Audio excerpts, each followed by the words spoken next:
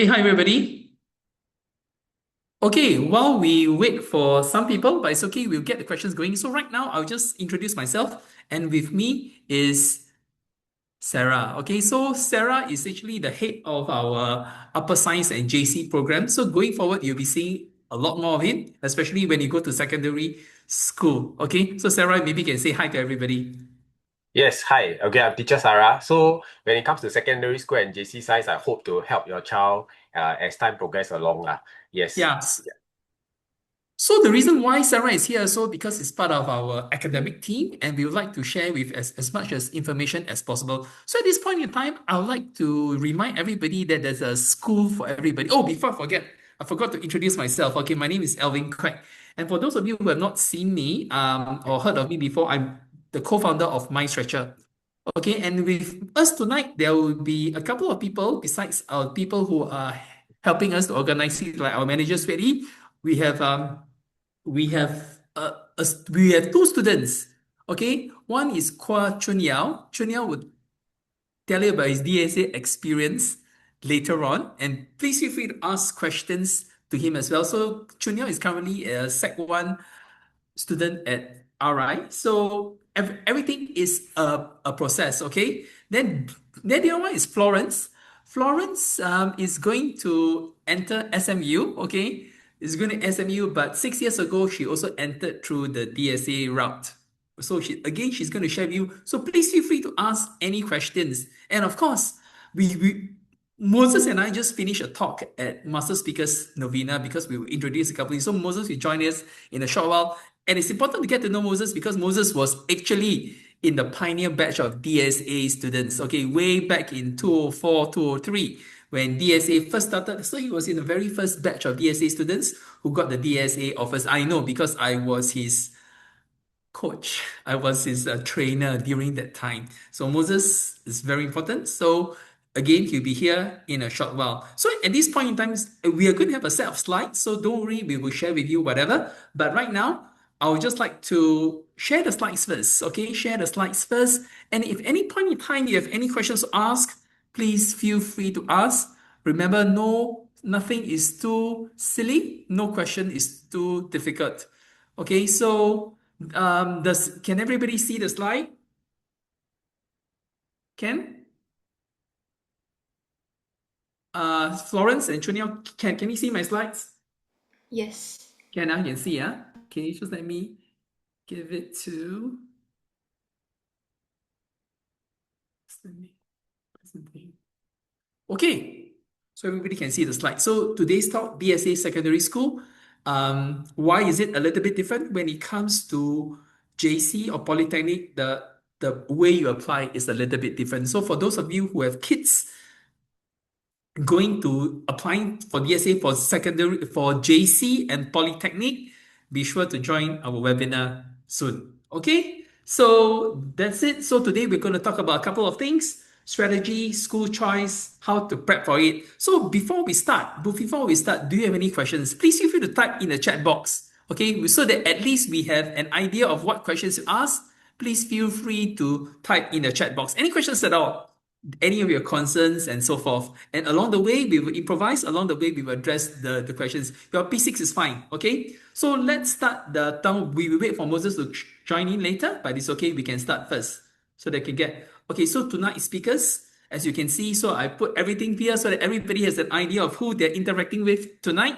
So I'm Alvin Kuek. I'm the co-founder of MindStretcher. So you probably would have seen me across all types of seminars, whether it's English, whether it's science, whether it's for university admission, whether it's for interviews. So I'm pretty much involved in it most of the time, and I'm a lead master speakers teacher, which is also a little bit different from the conventional teaching, but more of that later.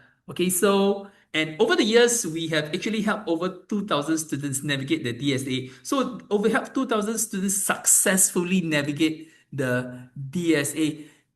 Yes, I can share the slides with you, no problem. So for parents here, don't worry, we will share the slides with you, okay? So because whatever it is, we try to share as much as possible, you will get the slides. So don't worry, you don't need to copy down anything, you don't need to jot down anything, you don't need to camera it. Most important is to ask questions because there are a lot of misconceptions Most important is to ask questions. Secondly, most important is to know the reality because there are many things which are not so correct going on in the circle. Trust me on this, okay?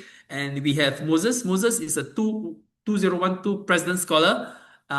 He is now at my stretcher after serving his bond. So Moses is really exceptional. And as I mentioned, in the very first batch of DSA students, now it is time has changed. So actually, last time he got in through DSA through two different domains, GP, as well as he was a Singapore player for international chess. Okay, in fact, he has represented Singapore in three different domains. Chess was one of them, but for that particular exercise, he opted to go in through chess. So this is it. So Moses, he'll be coming in later in a short while. And we have Sarah here, as I mentioned. Sarah is our head of Upper Sec and JC Science. So you will pretty much be seeing him even in our PSLE boot camps, which I hope all of you are attending because we're going to give a lot of value-added stuff and so forth, so forth. Okay. And Florence entering university. She was a former DSA student at Cedar Girls IP. Okay, Cedar Girls, and the application was a little bit unique, and which is why I need to share with you. And Chuniao, of course. Chuniao is a student speaker. He's right now Sec 1 student at Raffles Institution. Chuniao is, so you can ask Chuniao as well, because Chuniao used to be head prefect of his primary school, and he has actually been shortlisted for the most prestigious primary school prize, which is the Prime Minister Lee Hsien Loong, sorry, not Prime Minister, not Lee Hsien Loong, Lee Kuan Yew All Round Excellence Award. This is a very prestigious award. He's going for his interview this coming week. We wish him all the best. Okay, so very, very important. So he applied to leadership and so forth. So we're going to talk about a couple of things. So very important, whether you get it or not is not important. What is important is that we go through the process. If you are game for it, it's not compulsory for everybody. Okay, it's not compulsory. So that's why we're here to share our concerns. Yeah. Chunyao, you can ask Chunyao questions later. Okay, so I repeat, later I want to talk about the reality of DSA applications and why there is only a certain number, but sometimes a lot of it depends on luck. So this is what I want to share. Okay, cool? Let's go on. So tonight's agenda, please feel free to ask any questions. Whatever questions which you see here, we are going to reply. So is the DSA the right pathway for my child? That's number one. Which schools should we consider, IP or SEC? SEC means the Singapore Education Certificate, right? It is now replacing what we traditionally call O levels. So the O levels, the name would be rebranded to the SEC program, SEC. So that's why it's IP or SEC. Now, which talent area should my child apply? So whatever I'm saying today applies to both parents as well as the students, okay? So which talent area should I be applying for? The 2026 timeline, application process and portal, and I'm going to show you numerous examples. Yep. Go on. Preparing for interviews, auditions, and trials. Common mistakes that weaken applications, balancing DSA prep versus with PSLE revision. Now, this is very, very, very important. Now, we do not want to over-prepare. Okay, I repeat, we do not want to over-prepare because at the end of the day, you do not know whether you get it or not. What determines whether you get it or not? Okay, this is what it is very, very important to listen to everything we say. So if there are any doubts, please feel free to ask. Okay, I repeat, please feel free to ask. Cool? Okay, let's go on. Why DSA matters. Understanding the purpose behind direct school admission. Okay, now, DSA is just, it formalized the process. Okay, I will talk about leadership DSA. Very, very important. All must listen to me. Okay, all must listen to me. And this is why I tell you it's probably the hardest to get in.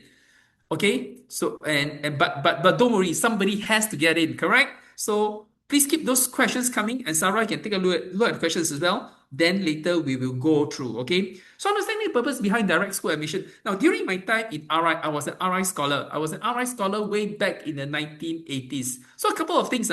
There's a school for everybody. So for somebody like Sarah actually qualified to go to RI in his younger days, but he didn't go. So Sarah, what school do you go to? Yeah, I went to Bowen Secondary in the end. It's Yes. a neighborhood school. Yeah. So this is very important, which I want to highlight. Now, Sarah qualified for RI, but he didn't choose RI. Why? He's going secondary school, and along the way he progressed, and he got a first class honors, highest distinction at NUS for what he was doing. That was why he was a researcher. So there's a path for everybody. Very important not to be too fixated on the branding. I repeat, just because I'm an RI, do I recommend to go to RI? You would never ever see me doing that because I myself am not really a product of RI. If I'm really a product of RI, I won't be able to speak. I tell you, this is a fact. Okay. Yeah. So DSA, why DSA matters, understanding the person. So in the DSA right now provides an alternative route for students to enter the secondary school of their choice without looking at the PSLE results. Okay, I repeat now, without looking at the PSLE results. So let me ask a question. How many students, just make a guess, what percentage of students successfully get into the DSA every year? Make a guess. Make a guess. How many companies are given for leadership? It depends on which school, it depends on the talents within. How many students? Okay, I will tell you more or less, more or less. How many people successfully get into DSA? Around 10, 11% every year. Okay, 10 to 11%. So which is why your PSLE is very important. It doesn't mean that you get in, it doesn't mean that you're the top. It's just because that you are a little bit more lucky. I say this as a fact. Just because you don't get in doesn't mean that you're no good. Let me give you an example. When I was still teaching my stretcher physical classes, when I was teaching 12 physical classes in Hougang, in Punggol, in Clementi, in Bishan, these four centers, do you know how many head prefects I had in my classes? My classes were all full. So I have 12 classes. So I repeat, I had 12 classes and my classes were all full. 12 times 15, that will give you a number already. 12 times 15 is around 180. How many head prefects do you think I had in those 12 classes? Make a guess. The year was 2012. I had 29 head prefects, not three. 29 head prefects from various schools. It can be GEP schools. It can be, I never use the word neighborhood school because I never believe in this term. It's just, if I just call it a more competitive school. That's it. So if you apply for IP schools, they are more competitive. So I repeat now, 29 head prefects. That means I had 29 students who are head prefects in my 12 classes in the year 2012 alone. How many of them do you think got DSA? Make a guess. You know? Out of the 29 head prefects I had, four. Four. Okay? So I'm just giving a sense of the thing. So don't worry, I will help you strategize because I'm pretty really experienced in this because I've helped many, many students, not just for DSA for me is pretty simple. Okay? What is not so simple, and this is what we try to impart to you over the years, is that DSA is just one small milestone. But if you take it as a way for you to improve and learn yourself, right?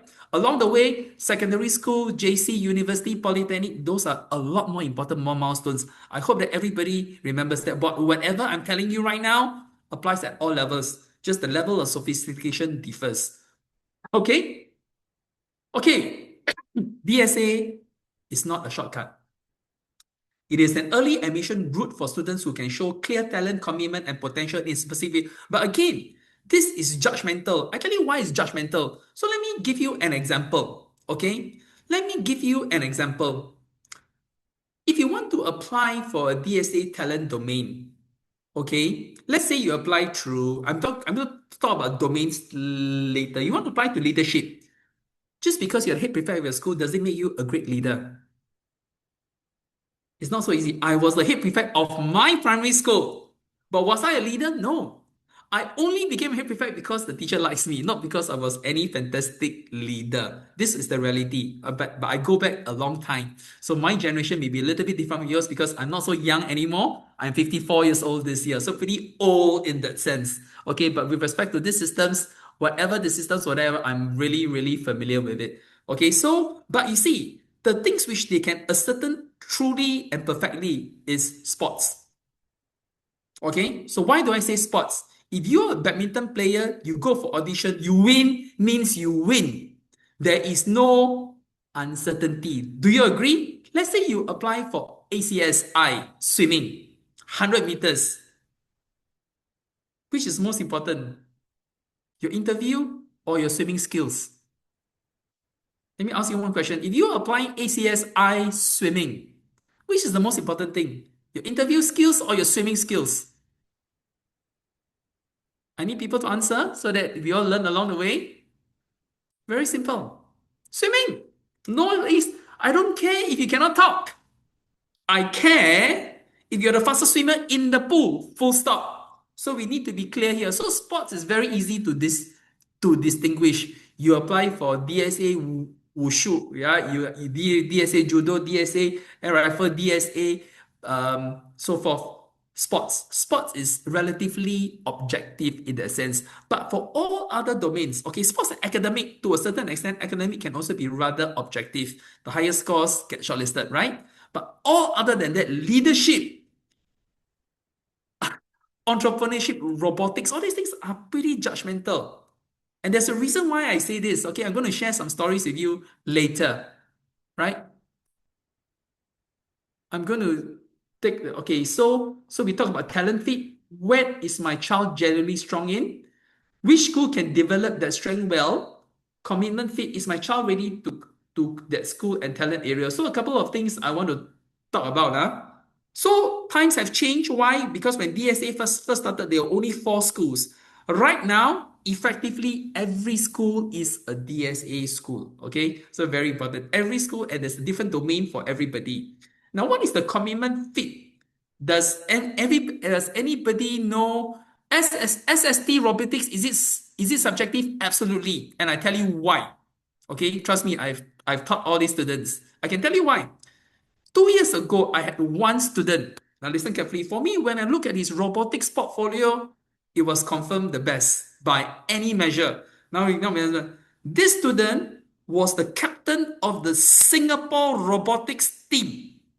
And this student went to America representing Singapore in the robotics competition. And guess what? He was not even shortlisted for the robotics DSA, which I thought was really crazy. Okay?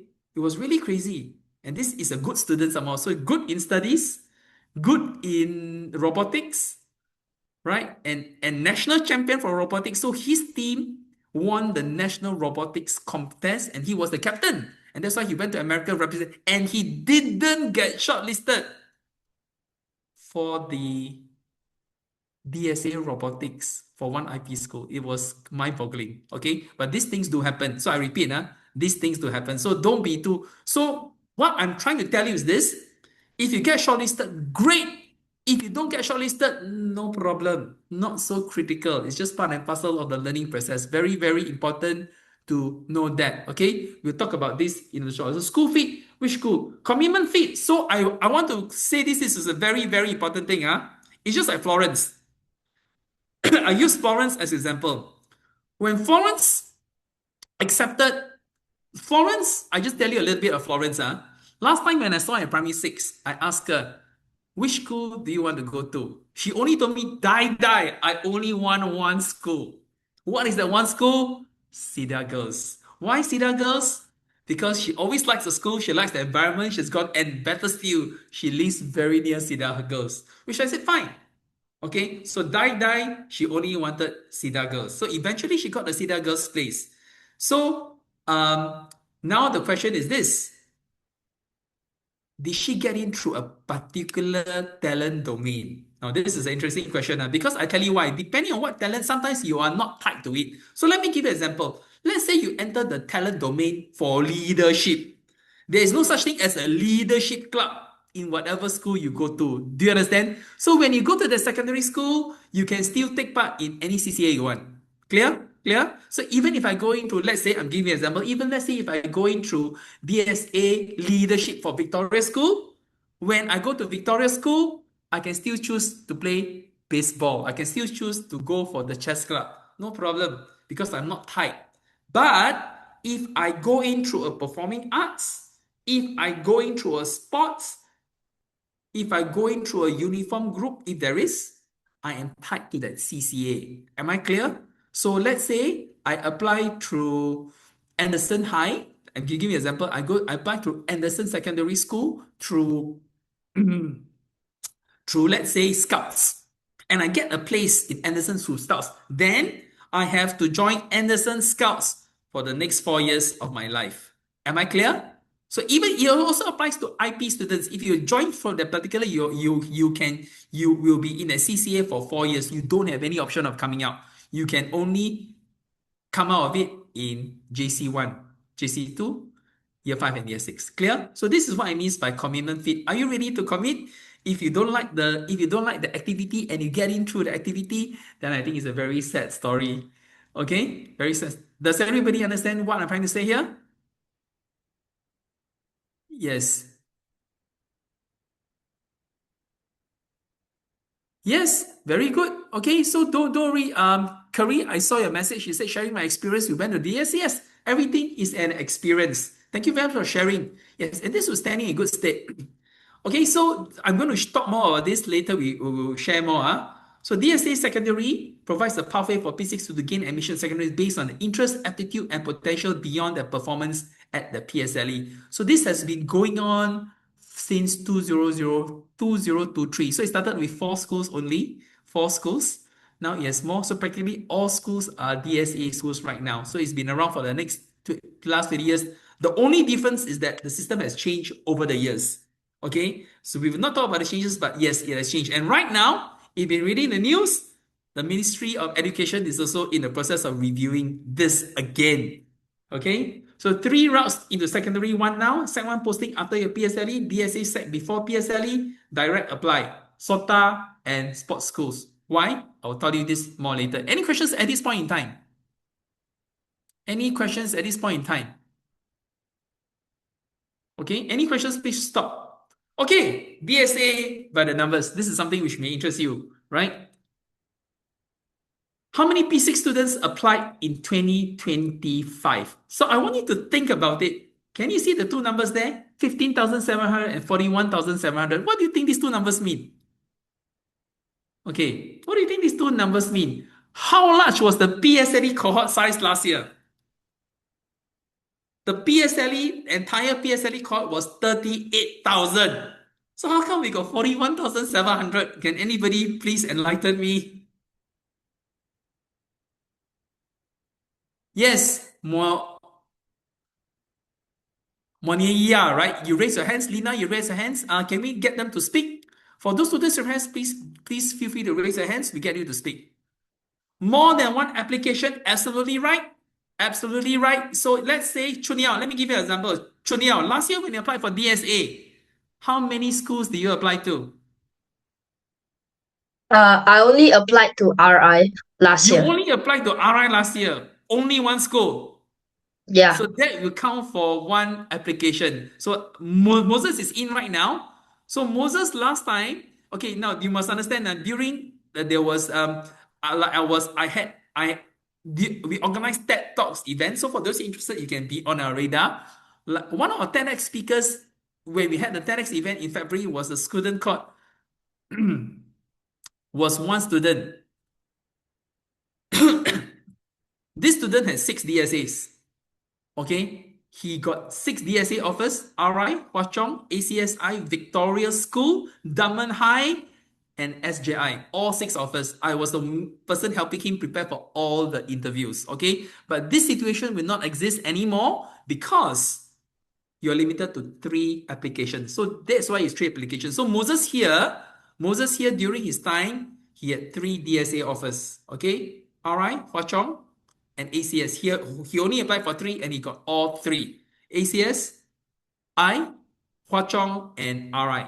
Okay, so if you apply for 3, that's counted as 3 applications. So that's why as a cohort, around 30% people applied 15,000, but the success rate has always been around constant for the last couple of years, 10, 11%. Clear? So I want to stress again, if you get a place, great. If you don't get it, no problem. No problem. Life goes on. Focus on your PSLE. Don't focus too much on your DSA. Certain things you can prepare, certain things we don't want to over prepare. Very, very important. Clear? Okay. So this is also important. Everybody take a look at this. These are statutory requirements. Okay. So non-IP schools. Non-IP schools means the schools which don't have the 6-year pathways. You can admit up to, I repeat, the word is up to, not necessarily they admit 20%. And this rule was changed, which was very good. They changed 5 years ago. 5 years ago, non-IP schools can only take up to 5%. Okay, but the government says that we need to provide more pathways. So right now, more students can apply, which is a step in the right direction. So if you are going to schools like Anglican High, Bedok Green, Hougang Secondary School, the number of places available will be a maximum of 20%. Clear? That's number one. IP schools. I repeat, IP schools by right, they have the liberty to take 100% of their students through DSA, but they don't. Why? For very practical reasons. If they take all the students without looking at the results, the school grades will suffer. Make no mistake, this will be a fact. So for all practical purposes, they cap it at 30 to 35%. Okay, it varies from school. Some schools may even go less. So for practical purposes, there's a cap.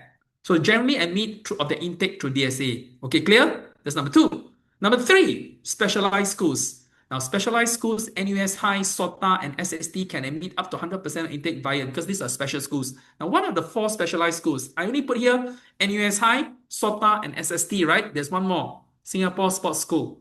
Okay, Singapore Sports School, but somehow or other, it didn't come under the timelines for the last couple of years already. So for those of you interested for the Singapore Sports School, you have got to apply directly. Am I clear? Directly. The other school which you got to, so there are a few things which you need to understand. The centralized portal is applicable to all schools in Singapore except SOTA and SST. So SOTA has their own internal guidelines and the timeline. SOTA application started last month.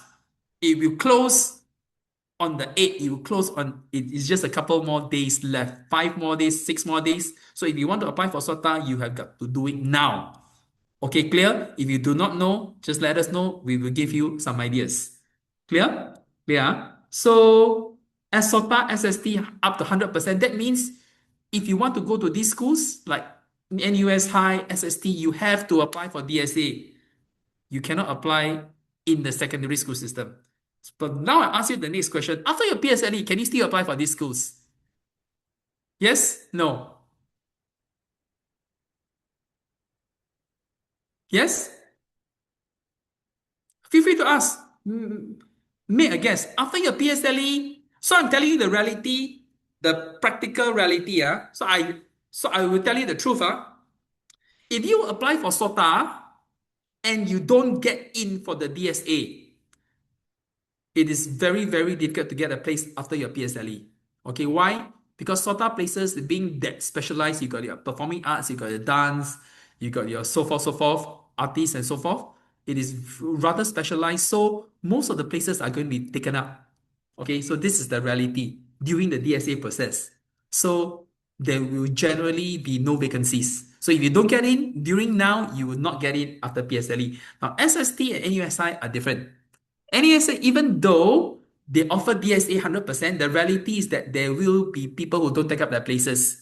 Okay, there will be many places for NUSI which is not taken because students go to other schools. They can go to MGS, they can go to Victoria School, they can go to Hwa Chong, they can go to ACS. So there will be always a pool of vacancies. Clear? So that is why you still can get it after your PSLE. They call it the supplementary intake. Same applies to SST.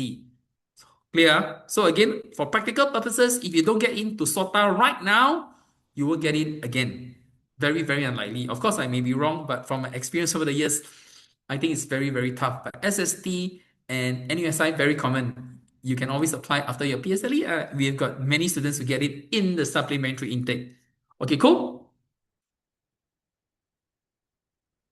Okay, so everybody needs to, this doesn't apply to NUS SST. I repeat, SST, the deadline is May 8. Application started last month, April. Please make sure that you apply, go directly to NUS website. They have their own separate portal for SOTA. So this is the thing, NUS High SST still applies this timeline, but only not for SOTA. So the application would start 6th of May, which is a couple of days, and 2nd of June. Can you change your application in the meantime? No problem. You can always change your application as long as it's not on the as long as the deadline has not passed. Submit application by DSA portal. I'm going to show you the template. Okay. June, August, attend interviews, auditions, trials. 28 August, very specific. You will get outcomes. Now, let's talk about outcomes. Some of you ask, will you get notification? Now, there are three ways. So I repeat, so this is how it goes. In a centralized application, this only started in 2019. Previously, before 2019, all of you had to apply to individual schools. Individual schools, each one pay $50 per school. So let's say you want to apply to Hougang Secondary, you want to apply to Bedok Green Secondary, you want to apply to Yio Chu Kang Secondary, you pay $150 individual school. But in order to encourage people to apply directly, they no longer do it. So centralized portal, one shot applies to everybody. So 3 schools here. So if I want to apply to Victoria School, if I want to apply to River Valley, if I want to apply to SJI, I must do it through the central portal. Okay? So there are 3 ways these things are going to happen. If you get rejected, sometimes they may not tell you. Or rather, I would say, yeah, sometimes they may not tell you, sometimes they will tell you. So it really depends on the school. There's no one size fits all. Okay? So receive, but latest by 28 August, you would have to receive your offer this year. This year was a very specific timeline, which means that if you don't hear from the school by 28th of August, you would not have gotten the offer already. Okay, clear? So this is a very specific deadline, 28th August. And this is cool because in the past, it can drag up to September. But this year, very specific. They put a deadline, 28th. So everybody has to follow this right now. Okay, so 19th to 23rd October, why 23rd October after your PSLE? You select up to 3 preferred schools. Okay, we'll talk about more on that later. Again, specific timeline. So we are here right now. Application windows opens in 3 days. Fine? Any questions at this point in time? Because I need to show you to understand. So navigating the DSA portal, I'm going to show you this. I'm going to show you this first. Okay? I'm going to show you this live, but for a start, we are going to talk about a couple of things. I will handle all the questions here later, but let's invite the students here first. Okay, I repeat, let's invite the students here first. Now, for me, everything is okay. Chun Yao, you said that you applied for only one DSA RI, right? Okay, so I'm going to ask him Yeah. questions, and he's going to talk about it. Okay, so I repeat, okay. So what domain do you apply to? I applied to RI through leadership and character. Okay, leadership and character. Okay, why? Because he has a strong case. Because you must understand who Chun Yao is. Chun Yao is a very good student in terms of that. He's also a sportsman, He's also a national junior sportsman, and he helps that he's head prefect. So he got a couple of things going for him. So he applied. Okay, so tell everybody the process you underwent. Were you shortlisted? Were you required to submit a personal statement? Because I'm talking about all these things first so that you all have a broad idea about the general categories. So Chun Yao, walk us through the process.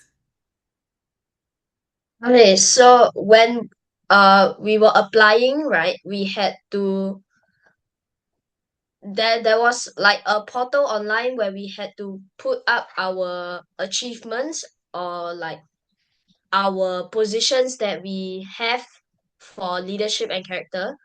So for example, for me, I put head prefect and volleyball team captain, and you had to give a short description about yourself, and you also had to write a personal statement.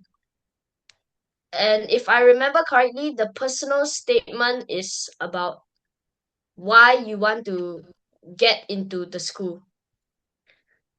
Yeah, and then after that, you just submit it, and eventually they'll let you know if you are shortlisted.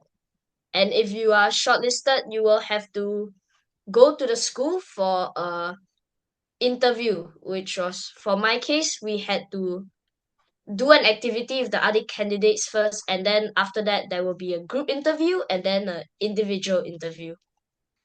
Okay, thank you very much for Chunya for saying this. There's a reason why I wanted Chunya to talk about a couple of things. Number one, listen, everybody listens carefully. And thank you very much, Chunya, for sharing. And all of you, please feel to ask him questions later on. Later, I'm open to the floor. But I just want to establish a couple of principles first. Very important.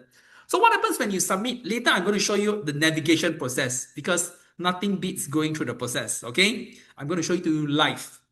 Yep. So what Chuniao said is that first of all, he had got to submit his DSA application, correct? So that is through the portal. Now listen carefully. At this point, submission through the portal is still controlled, centralized at MOE level. So what MOE does is that the minute you get the applications, in this case, Chuniao only applied for RI. Now the system will pump this application to RI. Now RI will take a look at the application and decide whether I want to shortlist you or not. Clear? This is at school level already. So at this school level, they may ask you to submit your results, submit your cert, submit. So this is at the school level. MOE doesn't come into the picture already. Okay, so this is clear. And for those of you applying for leadership, generally, most of the time, a personal statement is important. And it's really no big deal. We will share more about the interview process, everything. But everything is a journey. It's easy for me to say it's not a big deal because I'm 54 years old. I've taught a lot, so it's easy for me. But to a primary 6 student, it's not so easy at all. Even for JC students, university is not so easy. That's why we're sharing these tips because whatever we're sharing here are universal. It is a journey. You do it once, you do it twice. So you take a look at Chun Yao. Right now, he's expressing his views. Not every Sec 1 kid can do this. Trust me, we teach a lot of students. Okay? Not every, and is it because he can speak like that? It's still RI? The answer is no. Full stop. Answer is no. I'm not a product of RI. RI gave me the environment. But if I were to, because when I was in RI 30 over years ago, you know what the teacher said to me? He said, Alvin, you shouldn't try speaking because you will never become a good speaker. That was what the RI teacher told me. If I had listened to her, finish. Okay, yeah. Okay, so this is why I said everything we need to create a platform, we need to build a platform for ourselves. So that's number two. Okay, so the reality is that this is how DSA applications works. I want to show you this portal first. So take a look at this. Choose up to 3 schools. You are now capped at 3 schools. Clear? Okay, you are now capped 3 schools. You don't need to take all options. You can. So let me ask you one question. Let's talk about Florence. Florence last time told me, she only wants Cedar Girls. Now remember she had 3 options. So she doesn't care what it is as long as I get into Cedar Girls. So I ask you this question right now. Can a person like Florence apply for Cedar Girls under 3 talent domains?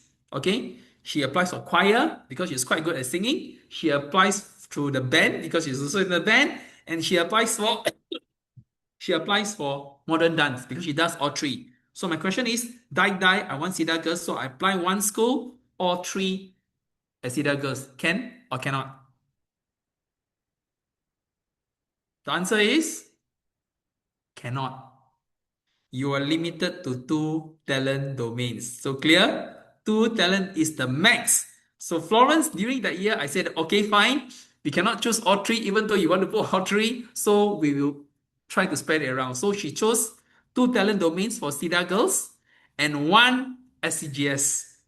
Okay, so this is the 2 schools she chose, 2. So clear? So choose up to 3 schools. Enter your CCA records, achievements, and okay, what do we mean by this? We will show you in a short while. Right now, I want to I will show you the template now. Okay, I'll show you the template. Clear? This is navigating the portal because it's important that you see it. So right now, I'm talking about general rules first so that you understand the process. Then I will show you because you have to see it. Okay, DSA talent areas. I want to tell you something which has changed.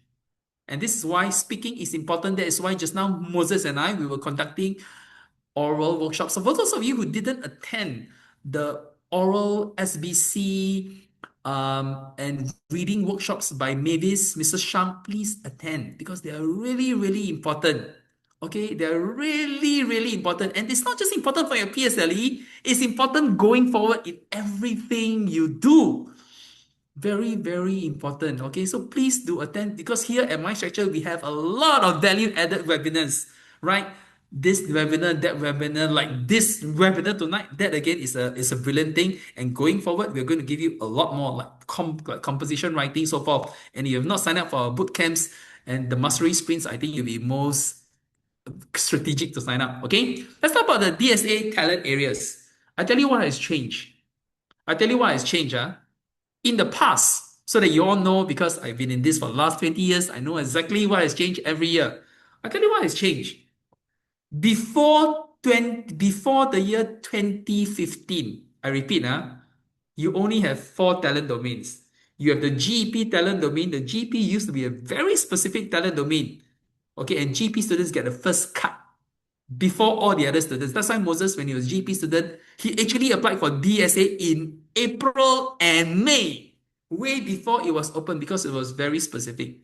Okay, you have sports and games, you have you have performing arts. These are the general three. But rightly, the government took away GP talent, which I absolutely agree. Why? Because you're supposed to get into the school by not looking at your academic results. But now we are using the GP academic domain to get a place in the school. So it has been scrapped, which is a good thing. But I tell you what has changed over the last couple of years. I tell you what has changed, debate. So in 2017, the government gave a friendly recommendation. Schools should consider introducing leadership. And there was how the leadership domain came out. Okay? And for the last 2 years, something came out which was very different. Debate and public speaking. So what I'm showing you right now is on the MOE website. Debate and public speaking came out. And I tell you why this is important. All along for DSA English, because I have trained many students to get into these domains in the various schools, okay? So all along until the year 2024, listen carefully, your DSA English for RI is just three simple things. Close, vocab, compre. Higher scores wins. You don't even need to attend an interview. So my students were very, very good in all these things. They'll get the offer. It doesn't mean that they can speak. Last year, they changed it. Right now, it's speaking.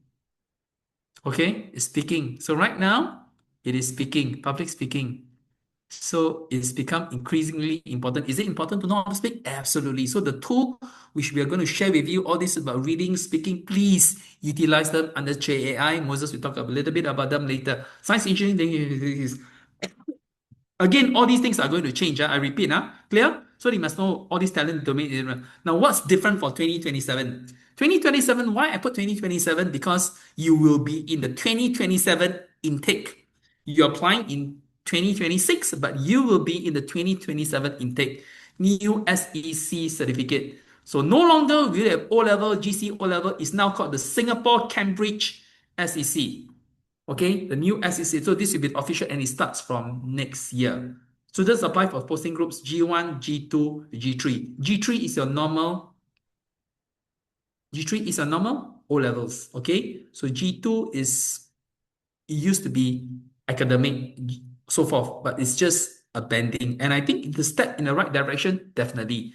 Phasing out some STEM domains. Now, this is important, you realize? Some schools are shifting from the traditional STEM to integrated talent areas, which is pretty important. And this is the question which I want to address. Some of you, I should have asked my other NUS high students. Now, some of you will always tell me, Mr. Kuek, some of the students, okay, there are two misconceptions which I want to say. Many parents come and tell me that SST is a poor cousin of NUS high. Now, this is completely false. I repeat, SST is not a poor cousin at NUS. They are, yes, they may do science and mathematics, but they are different. And SST is more hands-on application based. So I'm giving you one scenario. What do I mean by that? You know, a couple of years ago, I had this student from Nanyang Primary. Okay, for me, he's a really hardworking boy, very, very nice. I really like him because he's quite chubby like me. So I like to pet him. So I like to, say hi to him, whatever. I thought he's a very, very nice guy. But he's under a lot of pressure from his father. Why?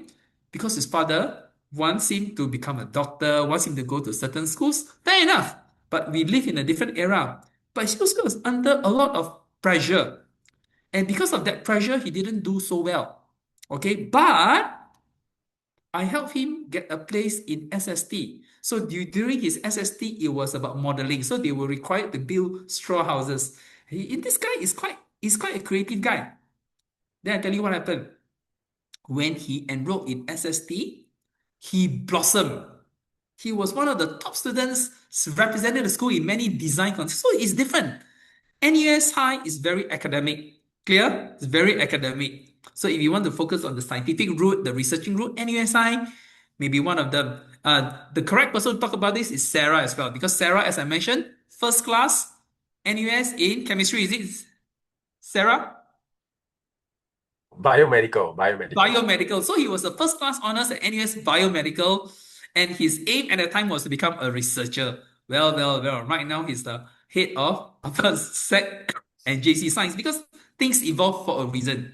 Yep. So it's not a poor cousin, they're just distinct special schools. Clear? And this is why SST is linked to the polytechnics. If you do not know the polytechnics, they're all very application and industrial based, which is good because we need technopreneurs. The correct term to use is technopreneurship, right? Combine technology with science to become entrepreneurs. Whereas NUSI is a little bit different. Clear? So it's not a poor cousin. So never ever think that they are poor cousin. And the way they assess is also different. Okay? So this is important. So the now you realize new things are coming out. New talent areas related to competition thinking and AI appearing in more schools list. What do you mean by more schools list? Later I'm going to show you. Uplift scholarship 1,200 for lower income students entering independent schools by DSA. Yes, as far as possible, the government always endeavors to help students to go. Why is it independent schools? Because independent schools, your fees can be pretty high. I just give you an example. Okay, I just asked Florence. Florence, was your school, was Cedar Girls an independent school, or you do not know? I honestly do not know. Thank you very much for that most confident answer. Okay, do you know your school fees? Because that school fees will tell you whether it's an independent school or not. Do you know your school fees? No. Wow, you totally don't care. Thank you very much. Okay, let's ask Chuniao. Chuniao, how much are RI school fees? I'm not sure also, but I think it's about 300 in like 3 Yeah. months, I think. Okay, but Chuniao, you About got there. EduSave scholarship for independent schools, right? Yeah. Yes. Chuniao got because he has a PSLE score of 4. You want to get a scholarship, top 3%, even though they do not tell you, I'm right now telling you, to get this independent scholarship, top 3% of Singaporeans, you need top 3%. And the cutoff point for top 3% is PSLE score of 5. Clear? So if you want to get the independent scholarship in this one, you need to have a PSLE of 5. 5, people think that a lot of PSLE 4 are wrong, you know. If you get PSLE 5, score of 5, you're top 3% in Singapore already, top 1,200 students in Singapore already. Okay? People always think there are a lot of 4 and 5. No. Absolutely no. Because my teacher has a huge pool of them, so we know how these things work. Okay? Okay, choosing a DSA secondary, I need to go through the process first, then I'll show you. Then, because it's very important that you know the process overall. School types, IP versus SEC, finding the right fit. Okay, at this point in time, I'd like to invite Florence. Florence, are you there? Okay, Florence, share with, now I want you to be a little bit more specific. Share with them the actual process, even though it was 6 years ago, but trust me, the process is still the same. Okay, it's still the same. Then your interview. What happened in the interview? Was it a group interview, solo interview, and what type of questions they were asked? Okay. Okay, Yes. thanks, Mr. Alvin. Actually, it was 7 years ago. It was in 2019 when I was P6. But yes, actually, like, I applied for DSA using social innovation, which is quite a unique domain compared to other domains such as like leadership, performing arts, or sports. And this was something that I actually found out by chance while researching about what DSA routes I could take. So, under the encouragement of Mr. Alvin, as well as my school teachers at that time, I actually applied for DSA. And it actually helped that my primary school had this thing called Service Innovation Program. It was a mandatory thing that we had to go through. So I used that and I applied for DSA. And you might think that, oh, like, isn't that quite a unique choice? Like, what other things can you do to supplement your application? So I will talk more about that. But most of all, I think that the most important segment is actually the interview. So after I was shortlisted for the interview, it comprised of 3 segments. So first of all, it was the individual segment. They set us at chairs, then we had to answer some questions that they gave us on the laptop. So they gave us like hypothetical situations. So we had to come up with our own answers. For example, like what would we do if we were placed in that situation? So you can imagine like how things goes lah. So afterwards we had a 1 hour group project. So because I applied for social innovation, right, it was a group interview. So there were 5 of us. So we had 1 hour. They gave us some like DIY materials and like a project statement, like problem statement that we had to solve within that 1 hour. We had to create a prototype. And I think most importantly, what the teachers there were looking out for in the students were whether we had teamwork and whether we had the leadership skills. And I believe that leadership does not always have to be shown very outwardly. Leadership can be shown in very, in the background, where you can help your teammates when you think that they need help. So during the group project, I think it was quite vivid for me because I had this one teammate, and I think she really wanted to display her leadership in front of the teachers. So the rest of us teammates didn't really have a chance to display or like tell them about like our opinions or like what we should do for that project. And most of us actually just followed the guidance of that one goal. And I think the teachers also noticed that because afterwards in the group interview, they asked us one question that made all of us quite like shocked when we did not know like how to answer. So after the group project ended, we had a group interview. So they labeled us like in numbers, for example, like 1, 2, 3, 4, 5, and then they gave us a specific order where we had to answer the questions. For example, for question 1, then we'll have to answer in the sequence of like 1, 2, 3, 4, 5. Then maybe next question 1, 3, 5, 2, 4. So you don't really have to rush to answer first because everyone has an equal opportunity to answer. So looking back on my experience, there were some questions that left quite a deep impression on me, and I'll share more about it, and I hope that you guys can take something away from my sharing. So one of the questions was, what are 2 words you think your friends will describe you as?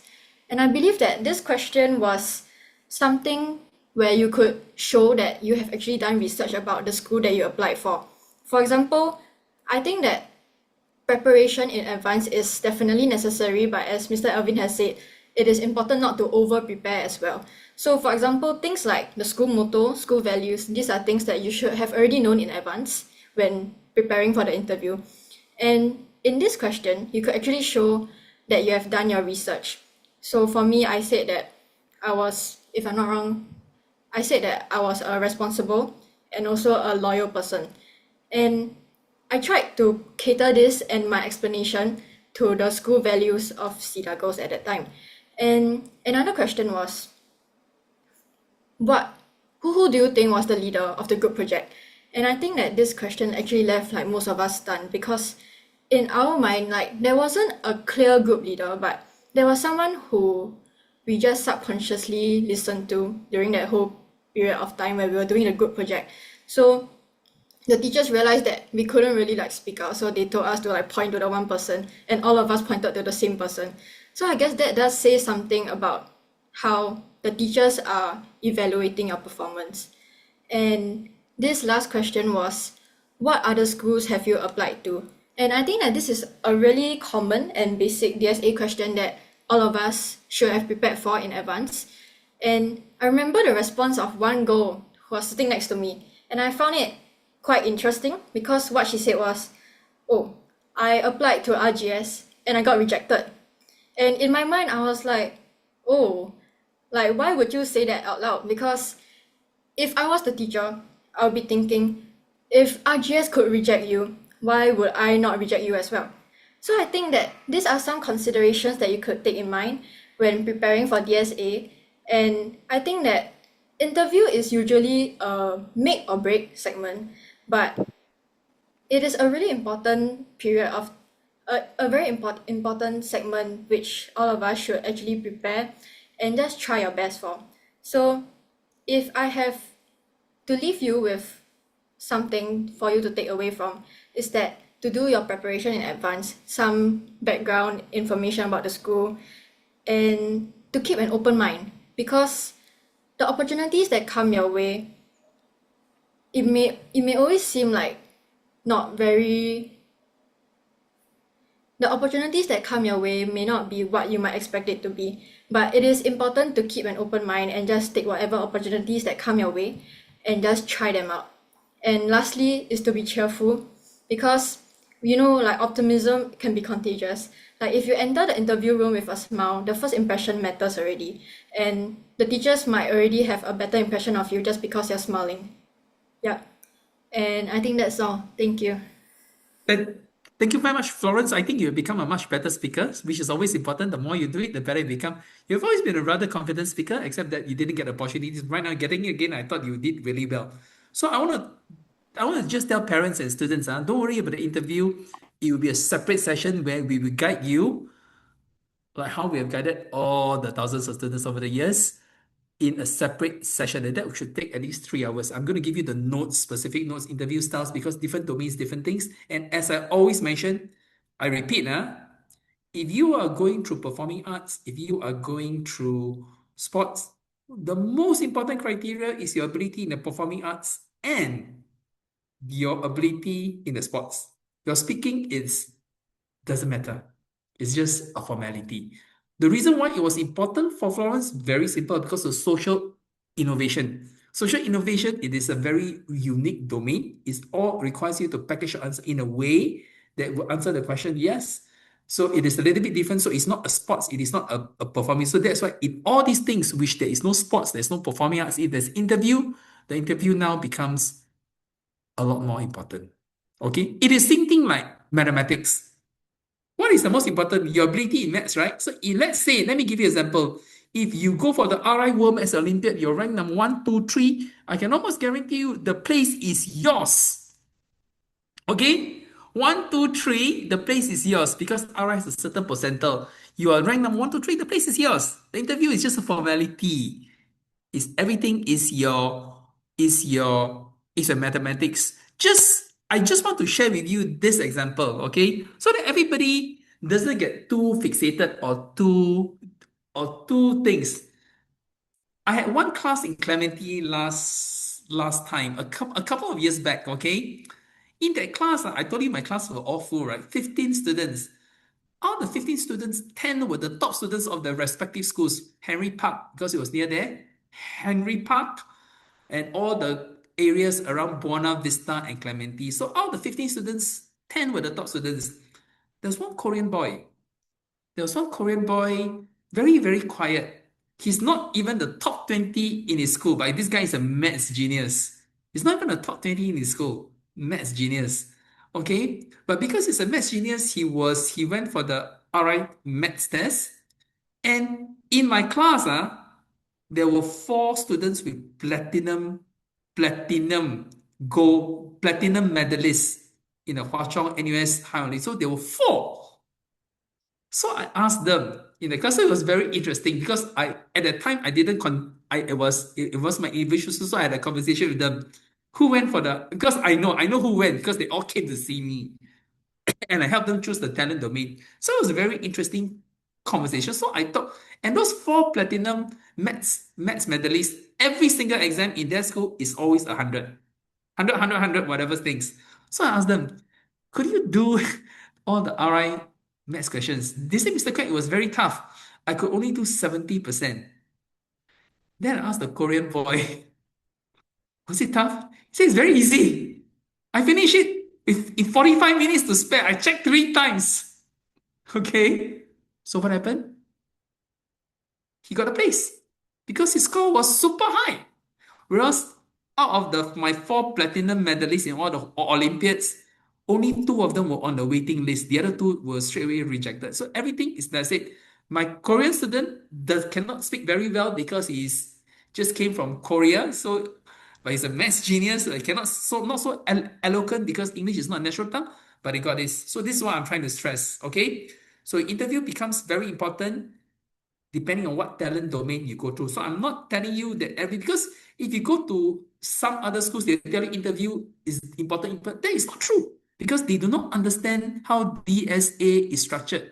Whereas I have been doing this, we have been doing this for 20 over years, starting with Moses, and I'm in the system.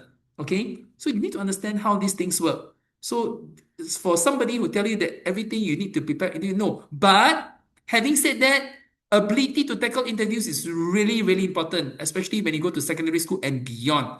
So it's very, very important that you listen to what I say as well. And to tell you how important it is, a couple of years ago, the vice head counselor of Nanyang Girls Sec 4 attended this webinar because I told the mother, because they're all my students, to attend.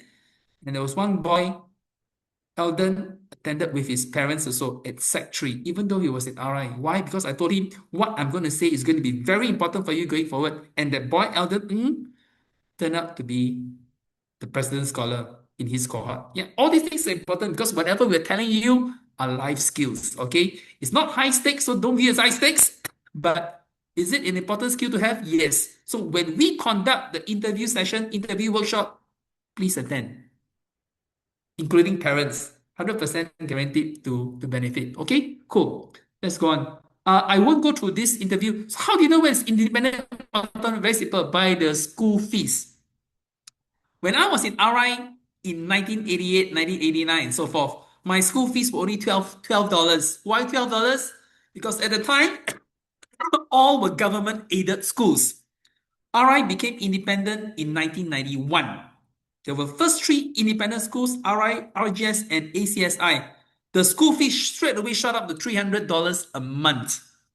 Okay? Straight away, that's why independent schools are more expensive.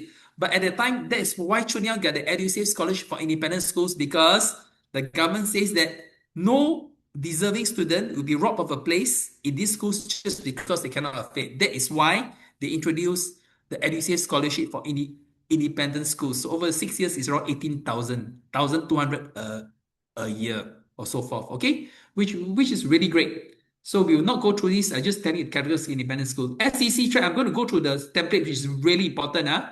SEC track, so for those of you who know the difference between SEC track and SEC track is just a new name for O-levels, 4-year program, leads to SEC, the old name, new name for O-levels. More flexibility, other Sec 4 can choose JC Poly. Now, this is important. It doesn't mean that you need to take all DSAs. I give you one example. I had one student, so listen carefully to this student. In fact, I should ask her to give her talk to join me in seminar, but because this year is her A-level year, I didn't want to involve her. Now, this student, listen carefully, because I was helping her all the way, she had 3 DSA offers. Interesting, 3 DSA offers. She applied for 3, all 3. What schools did she apply? She got RGS DSA, she got Nanyang Girls DSA, she got Nanqiao DSA. 3. Okay, Nanqiao, RGS, Nanyang Girls. Did she take any one of them? No. She rejected all of them. It's fine because they came to discuss it. I said, fine. If you want to have more flexibility, then you reject, no problem. So what happened? She rejected all of them, which means, very simple, everything got to depend on the PSLE score. Do you agree? But PSLE score, she did okay. She did okay, and she now had an option because but she ultimately decided to go to Cedar Girls. But she chose the O-level track, okay, to go to Cedar Girls, which I thought was pretty cool. No problem at all. So what happens when she went there? Sec 2, Sec 1, she did very well, and she asked me again, came to ask me, because she did well for Sec 2, the school is now offering her to go to the IP track. But I told her, what was the reason why you didn't choose the IP track in the first place? She told me the reason why was I wanted the more flexibility in choosing the JC I go to. I said the same reason applies. So if you take up the IP offer now at Cedar Girls and transfer IP track in Sec 3, you're going to have got to go to VJC. You are stuck with VJC because this is now the IP route, correct? But if you want to consider other JCs, then you should not take up. And she agreed. Okay? So everything is around about. Then JC, Sec 4, she applied for DSA again. This time she applied because this time she applied for DSA again, and this time she applied to RI year 5 and she got it. So she got a DSA JC offer. So this time around, she accepted it. So right now she's at RI for year 6. So different paths for different people. There's no right or wrong track. I repeat, very important. It is no one track is superior. So we cannot say the IP track is better than the SET track. That is definitely not true. Everything depends on what you do in the school. I always repeat, everything depends on what you do in the school. 6-year program, like we mentioned just now, Sarah, people like him, most people will go to RI, but Sarah, no. Sarah rejected RI to go to Bowen School, and Bowen, in the process, has been great for him. Every year we got such students. This year we had a couple of PSLE 4, but they didn't go to all the IP schools. They went to schools like Ahmad Ibrahim. They went to schools like Nan Chiao. They go to schools like Mary Stella. These are real cases because they are all my special students, so we know. So it's not, that's why I always tell people not to be too fixated. The school would provide you with a certain environment. Make no mistake, that is true. Whether it's more competitive, less competitive, or really intensely competitive. But what happens in that school depends on you. Okay, which is why it's very important to get the foundation. So when we have our secondary school seminars on how to tackle and build your portfolio and how to address the individual subjects, please make sure you attend them as well. Very, very important after your PSLE. Right now, we focus on your PSLE, okay? Okay, now I will not go through all these things. I want to talk about this, then I'm going to show you the MOE website on how you go about chasing, okay? So a prestigious school is not always the right school. I repeat, this is very, very important. People always think that just because you go to this school, you are like that. Wrong. If you go to RI, do you think that all the students in RI do well? No. You find that when you're in the system, you realize 30 to 35% don't do well. I say this as a fact, not an opinion. Okay? Moses was from there. I was from there. We tell you exactly what we see. Exams may have changed, times have changed, but the bell curve of students will always be the same. Okay, make no mistake about it. So academic scope, can you cope with the academic rigor? I think this is very important. If you cannot cope with the academic rigor, then it may not be the best school for you. And I say this, I just give you another example. I had one student, okay, this student, Henry Park GP, okay, before IP, he scored 267. 267 in today's score is a 4. It's a 4D here. 4 A stars plus 1 distinction for higher mother tongue. He came from Hong Kong. He came from Hong Kong. So the parents came to see me. They said that should he, and because he was a very strong DSA, he was a very strong GP student, the competitive schools like RI Hwa Chong all offered him a place. So they came to see me. Okay, I said that, what are you comfortable with? He said that at this point in time, my English is not so good, which is totally understandable because they have been in Singapore for a couple of years, but not so fluent yet. And he's afraid that when he goes to an environment like RI Hwa Chong, he'll be totally dwarfed by those students who can speak very well, which is true. So where did he go? I tell you where he went. So he rejected. He didn't go. And we made peace. He went to Bukit Panjang Secondary School, Bukit Panjang High. And what did he arrive there? There he blossomed. He was able to get all the speaking opportunities. He was able to do a lot of things, leadership roles, whatever, and ended on 8A1s at O levels. After his 8A1s, A levels, then he went to Hwa Chong. He said that right now I'm ready, which is fair. Okay, so everybody should have this mindset. There's a school for everybody. We all develop in very different ways, which is very important. I myself was a late developer. Okay, I only started blossoming in Sec 3. The only reason why I can be in RI, if I'm based on my primary school results, I did because I was not a good student in primary school at all. The reason why I could still go to RI in Sec 3 was because I was an RI scholar. But that was because I did Sec 1 and Sec 2. I became a little bit more intelligent, and of course I worked very, very hard. Okay, but I was not your normal RI student. I was top 5% in RI. Okay, not because I was very smart, but I really worked my socks up. Okay, so my attitude when it came to studies was AL0. This is the level I'm trying to tell you. So all of us got to work hard, whatever the school, whether you're from this school, that school, the school will provide you with a certain environment. But if you don't study, you don't get the basics right, we're all back to square one. Okay, so location and transport commitment. Can my child commit to the CCA talent program? Special needs, and it's very important to consider. Or since academic code you do, clear? Talent development is the terror. So it's things which you need to consider. School culture is everything, right? So if you go to school and you don't like the culture, you don't like the environment, it's not the best way. And I always tell parents that unless it is really illogical, the child must like the school they are going to. Okay, location and transport. I give you another example. Okay, these are all real cases. You are staying in River Valley. You are staying in Pasir Ris. You got a DSA at River Valley. Now my question is, do you want to travel to and fro 4 hours every day? If I were you, I won't.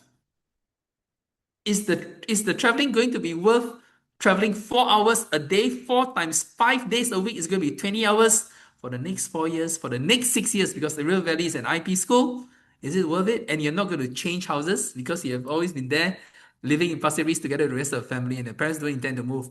Is it a brilliant idea to travel 4 hours? If I were you, I wouldn't. Is it going to make a lot of difference? No. Okay? Right? So these are things which you may want to consider. And the reason why I say this is that interview questions, these questions do come up. Okay, that's why we need to prepare. That's why we'll be helping you. But that's another story. Today we just talk about the process. Commitment, special needs. Okay, fine. Now, I want to talk about this. It is a binding commitment. And this became a rule when Heng Swee Keat became Education Minister in 2016. Before that, no problem. I take DSA, then I change my PSLE results better, I change school. No problem. But this is also wrong because it became a merry-go-round. When HCK came, he said that it is a commitment. If not, you deprive students of other places which if you reject, you should have taken. Which I absolutely agree. It's all a question of integrity. So HCK made it binding, which was a fabulous decision. Okay. So you made it to DSA, your child must honor the commitment. You cannot submit school choices during. So very simple. Once you get a confirmed offer and you accept it, you will realize that you cannot apply for schools after your PSLE. The option is closed for you. Whole area is grayed out. You cannot transfer to another school after your PSLE results. No, you cannot. Okay? You must participate in the talent activator Sec 1, Sec 2, first Sec. This is compulsory unless your DSA has nothing to do with that. Okay? DSA is not the entry ticket. It is a commitment. So I want everybody to be clear here. If you're not too sure, don't worry. After your PSLE, so after your PSLE again, we, My Stretcher here, will conduct a seminar for all your choices. Then you tell us whether you want to accept or not. Then we give you all the pros and you decide. Okay? PSLE still matters? Yes. DSA gives you a reserved place, but PSLE decides whether the child qualifies for a school posting group, and the child cannot stop studying after the DSA offer. This is important. Okay? So let me ask you a very important question. I want everybody to answer. Okay, let's say I apply for Victoria School and I get a place in DSA for Victoria School. Everybody listens, huh? I get a place for DSA school for Victoria School. So Victoria School cutoff is 9. My PSLE, I end up with 19 points. Listen, huh? I got a DSA from Victoria School for public speaking. I accept the offer, and therefore my place is confirmed. But when my PSLE results come out, 19. Victoria School cutoff point, 9. So my question is, do I still get that DSA place under Victoria School? Yes or no? I'm going to ask some students first. Chunyao, what do you think? Yes or no? I think that the answer is yes. Okay, the answer is yes. Okay, let's hear. Let me read from other students. Yes. Yes, yes, yes, yes, yes, yes. Very important. Yes, within the PG, answer is yes. Because remember, the whole idea about getting the DSA place is that they're not look at the PSLE scores unless you go out of the range. So yes, you can even hit 20, you still get a DSA place. So you apply for RI cutoff point is 6, you get 20, you still get a place. Clear? Clear? Okay. And the PSLE still matters, yes, because if you want to get the EduSave scholarship for independent schools like what Chun Yao got, you need to get a pretty high score. And I tell you for practical purpose, also another real practical reason. Okay? It depends because in the past the schools used to have, not now, it's not so obvious anymore. In the past, they used to have two top classes by results. What happens to these top classes generally? I'm not saying all the time, generally they are located the best teachers. Okay, so to that extent it does matter, but times have changed. The schools may mix them up now, but make no mistake, it will still happen in Sec 3 where the streaming occurs. Okay, cool. Okay, for performing arts, now I just want to talk about a couple of things because before I show you the portal, for performing arts, will there be an interview? Yes. But right now, it's interview specific. For instance, you play a musical instrument. So obviously, you got to go for the audition first. Then after that, they'll ask you, which classical music appeals to you and why? So it's now music related. Do you understand? So this is why I want to talk about it. This is why we're going to give you a data set of questions for whatever domain. Yes, but it's not going to be the most important thing. The most important thing is your piano. If you play like Mozart, I give you another example. I have a a couple of years back, I had a student from Hougang Secondary. Okay, so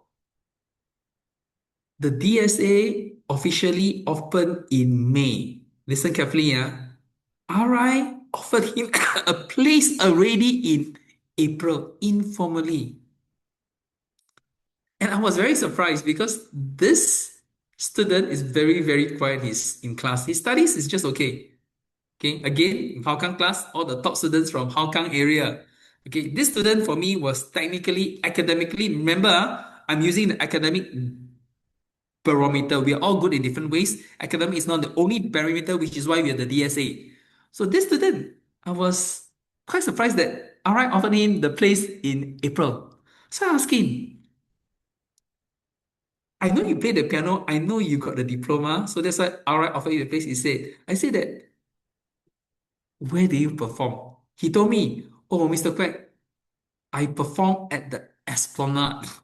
I go on China tours to play the piano. So you realize now it's a different level. Does RI want it? Absolutely. Do you agree?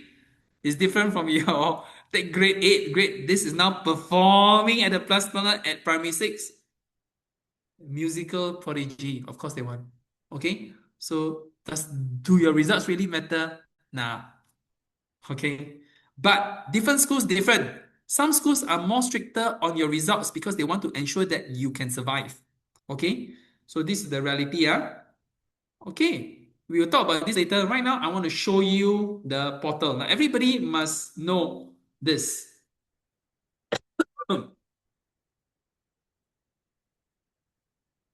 Here's my screen.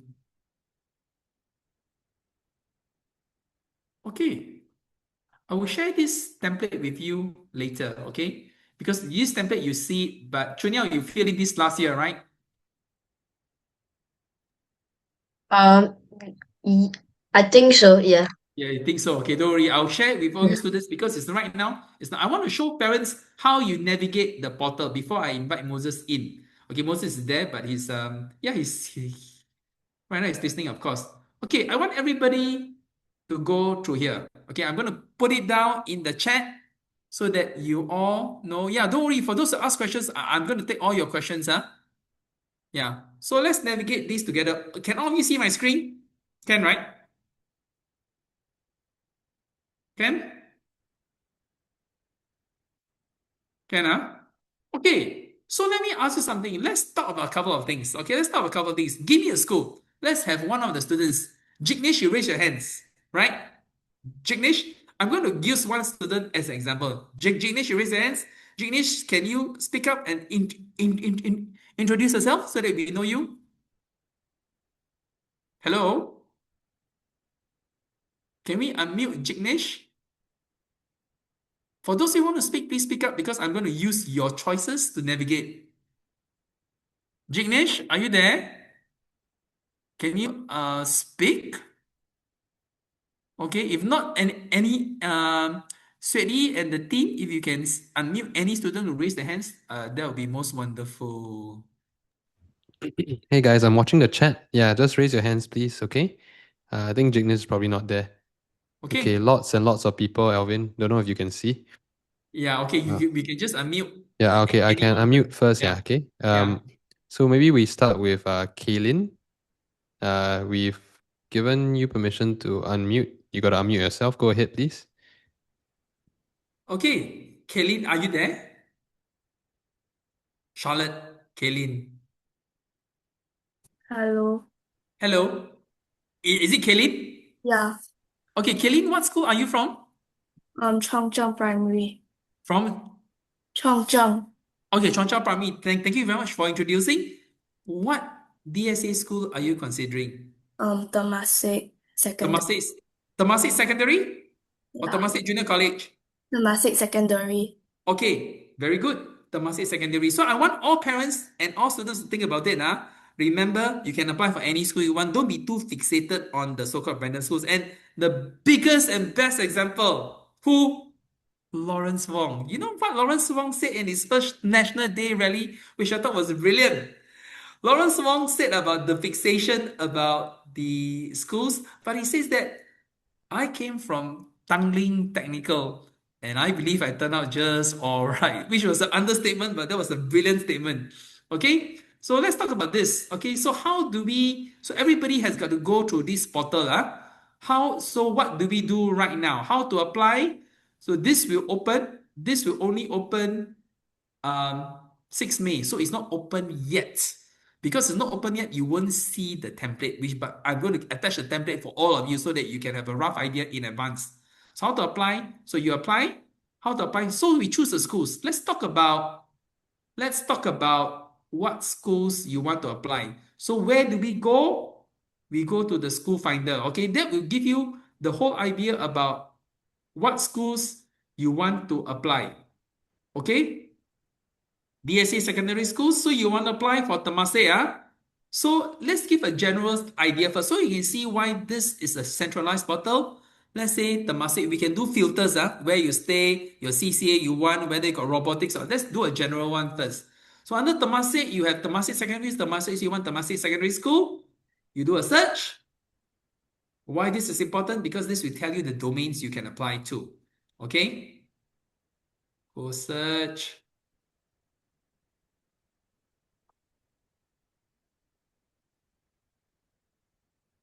Okay, Temasek Secondary School, right? I click on it.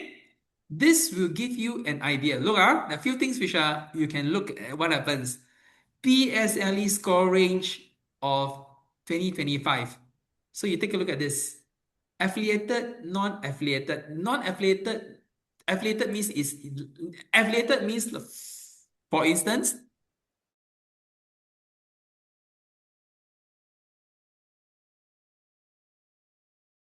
Nanyang Girls School affiliation. You are CHIJ schools, you're affiliated to the CHIJ schools. Okay, so this is what I mean. You're SJI junior, you're affiliated. But one important point to note, affiliation is not applicable for IP track. So yes, I may be from ACS junior. I have affiliation for DSA, SJI, the secondary school track, but not SJI IB diploma track. Clear? So affiliation is not applicable to IP tracks. So they give you an idea. So posting group 3811, what does this tell you? So can anybody tell me, looking at this, what is the cutoff point for Temasek Secondary last year? What is the cutoff point? For PG3. PG3 is the O-level secondary group. What is the cutoff point? The cutoff point is 11. Okay? The student with the lowest score who went in there is 8. So this is exactly what it means. But for practical purposes, the cutoff point would usually represent the vast majority. So for instance, if RI cutoff point is 6, from my experience, at least 70 to 80% of students are all at 6. 4 and 5 are the minority. Okay? Subjects offered, this is where it comes, right? Subjects offered are offered to the current cohort. They may change for subsequent cohorts, so forth, so forth. So you can have a rough idea. Now, this is the most important thing in your case.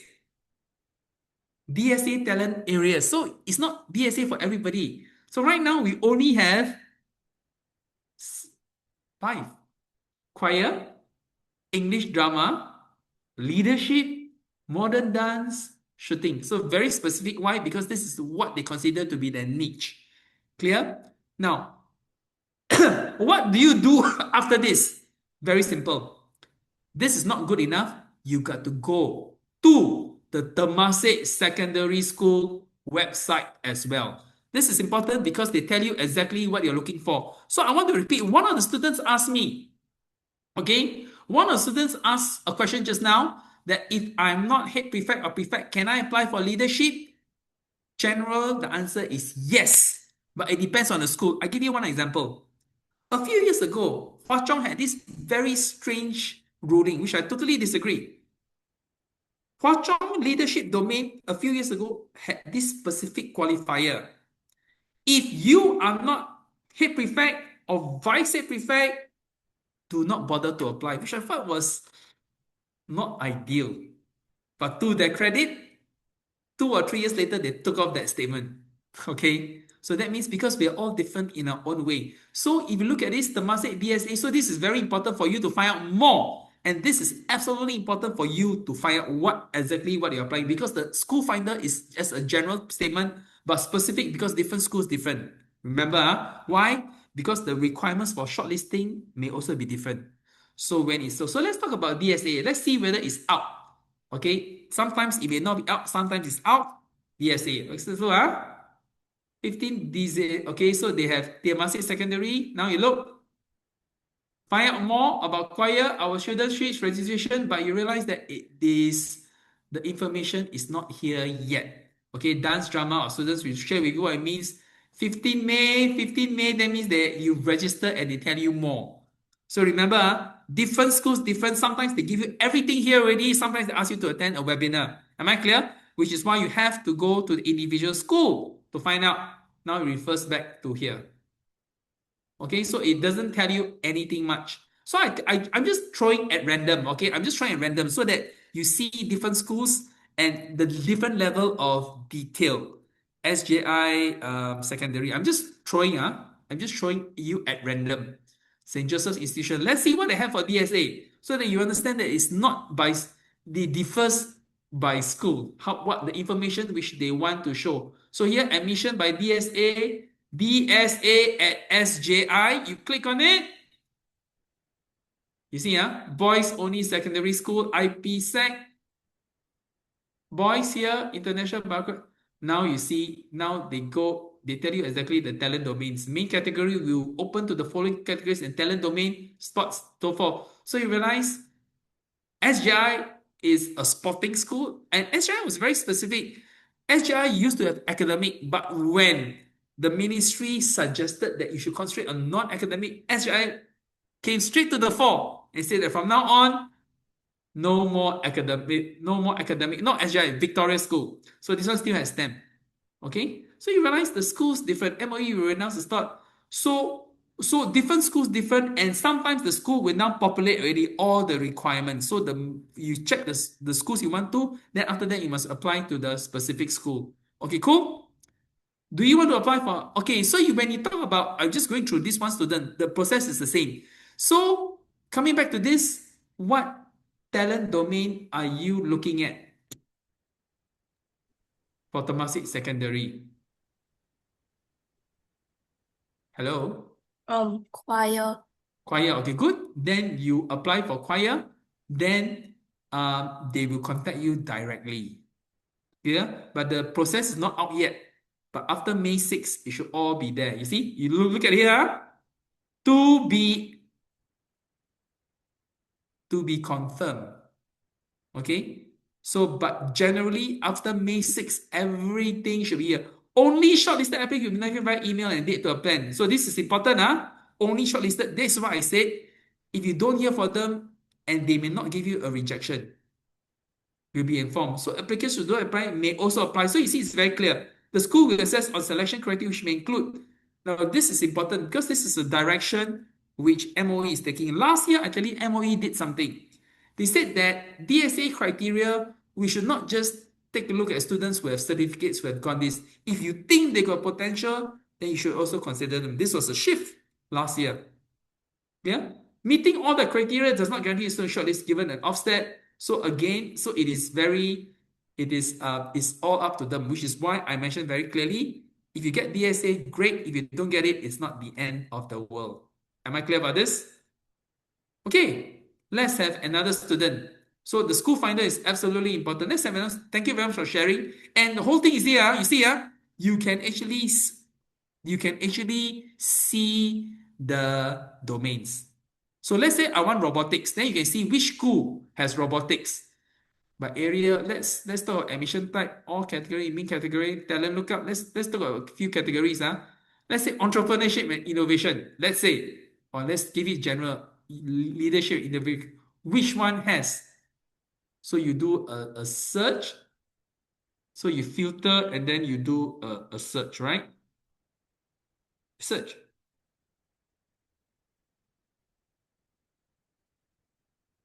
Admission type DSA. So let's do entrepreneurship and innovation.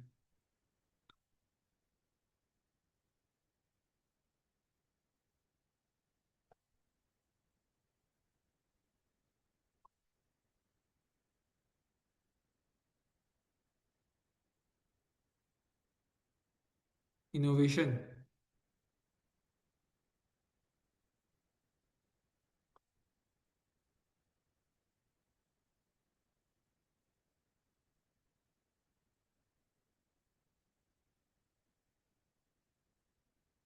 Give me electives and programs, school type, DSA admission, DSA main category, performing arts.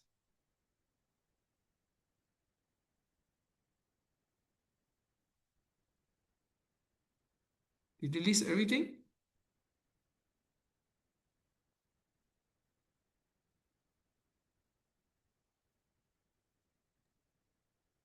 Mr. Alvin, I think you need to search for the talent areas under the Oh, yes.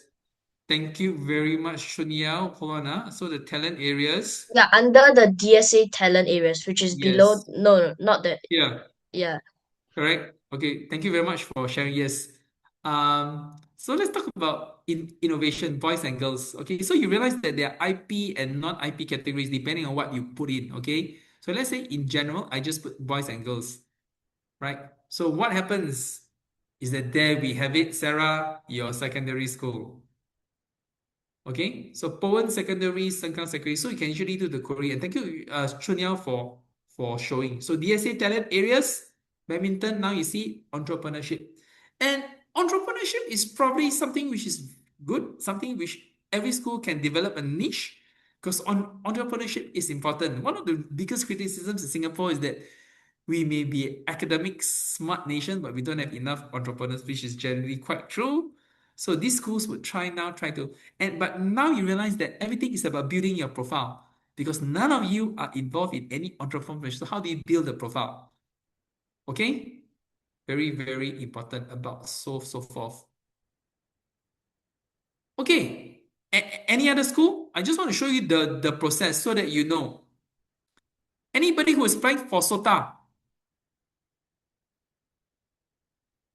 Okay, let's answer this question. One of you asked, does Junior Sports Academy help for DSA? Let's Chunyao this question. Okay, Chunyao, you were also in Junior Sports Academy, correct? Yes. What sport were you in? So how Junior Academy works is that it's a 2-year program, and in those 2 years you get to choose 4 different sports. Yeah. So Okay. I was in basketball, tennis, gymnastics, and fencing. Okay, Junior, what sports are you in at RI now? Softball. Softball. So you realize a few things. So I just want to tell you the type of students, right? So you see, Junior is a sportsman, at a sportsman at a quite elite level. And his age, school volleyball captain, good results for PSLE, school head prefect. There's the reason why he is shortlisted for the Lee Kuan Yew Oral Excellence. So you see, everything is about having that profile. Does it matter? Yes, it matters. So everything is like that. We need to build a profile, or even if we don't need to build a profile, we need to build it. Okay, so coming back to that question, Florence, you may not have remembered, but 7 years ago when I helped you for the DSA, we created that profile for you because technically we don't have social innovation. How did we create? Your school had an activity. Now it is a case of packaging your profile and making sure you package yourselves and comes out very clearly in that interview. So these are all techniques which everybody can learn, and that we will share with you in an extensive 3-hour separate interview workshop going forward. Okay, today we talk about general things. So everybody clear about this process? Anybody else wants to ask this about this question? So first of all, go to this, do a general search, then go to the specific school you want to search for. Okay, so let me bring you examples. So different schools, different. I'm just throwing at random. Let's go to ACSI. Okay, let's go to ACSI to see whether it gives you more information. I'm trying to illustrate admission, DSA admission. Okay, so DSA admission. Year 1. DSA admission, Year 1 students. Applicants with the following talent domains will be considered. So you realize, so different schools different. ACS is considered as, they are quite competitive in sports. So you have a lot of sports. It's practically every sport. So you realize here, the only academic domains you have is humanities, mathematics, and that's about it. Science. So they do have science, but they don't have other things, right? So it's both a mixture of academic and non-academic. But do they have really more information here right now? Look. Right now, timeline, please download them. Now look, that's what I'm trying to say. Different schools, different. So if I open here right now, it's important. That's why I said the main source will be your school, not the website. Now they give you the application process, the selection criteria. Look, for admission into ACS independent, secondary students will be selected based on the following: primary 5, primary 6 academic results, talent, records in the MOE portal, so forth. So it is quite comprehensive. For mathematics, we do not conduct selection trials only. They tell you, I'm only interested, very specific, only Asia Pacific Mathematical Olympic Performance MOPs, organized HCI. That means they only look at HCI and round 1 platinum awardees. Anything non-platinum will not be considered. Now, this is where it makes a difference. Now they go by results, nothing else. If you don't get platinum, we won't consider for interview. Now, interview is a different story because interview can also be maths related. I'm just trying to tell you, in an interview, for these questions, they can actually give you maths questions to solve, Yeah, so I'm telling you, this also applies to NUS High. So you realize that different schools different. So this is a good source because everything is there for a start. Clear? That's why I always tell you, you have got to go to the school. Frequently asked questions. What is DSA Secondary and so forth? How do you select students? What do you look up for? Yeah, so these are all the things we do not conduct. Canoeing international chess, we do not conduct selection trials. Everything will be used from your DSA Sec portal, which is why whatever you submit is important right now. For football, only selected with a strong consideration be given to applicants' competitive experience. So ACS is different. It is a bit more comprehensive. It doesn't apply to all schools. So clear? So I'm just trying to demonstrate you the difference, the diversity in all the schools. Okay, cool. Any other questions? So everybody must, so when you apply, so let's talk about the template. I will just put the template here attached for everybody. Okay, so I'm going to attach the template here. I actually got many samples on how the students have filled up, but I won't go through that here. I just want to attach it here so that everybody, you will see it definitely on the 6th of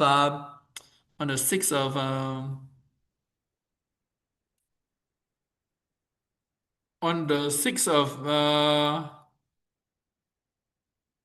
DSA application template. Okay, everybody take a look at this. Do you have it? I put it here already, huh? So how does the DSA application template look like? This has been the same ever since the centralized portal was introduced in 2019. So everybody download via. So this is, I want to go through this so that you all know how to fill in, right? So section 1, section 2 is the same every year. Can everybody see my screen? Okay, name of child, birth cert, I won't go to. So this is your talent domain. I'm just giving you an example. I put down football, but leadership, football. I just put it down. Okay, but it can be anything. Can your JSA help in your DSA? It depends. It depends on whether you are really good in that particular domain because everything is by ability. So if they think if you are good in netball, for a girl, if you're good in table tennis, they will ask you to go for trials based on your profile, which is why the profile is important. Okay, so everybody will go through this. If you're not too sure whether you will, for those dual track schools, you can either put no preference if you're not familiar. Okay, but anyway, our channels are out. You can always, so you see the brief description, whatever. How you do that, I will share with you. Okay, so I repeat, what the handouts you're going to get are the slides. Then I'll share with you brief descriptions of how you can use the template for your purposes. So all this will be given to you to help everybody at MindStretcher or beyond as well. Okay, we try to help as many students as possible because we're totally in line with the government vision that we all need different pathways differently. Does DSA, so a few general rules do not waste too much time on your DSA. You get it good. The reason why I ask is this. There are some students who come and see me, Mr. Kuek, the parents come and say, Mr. Kuek, we want to prepare for the science DSA.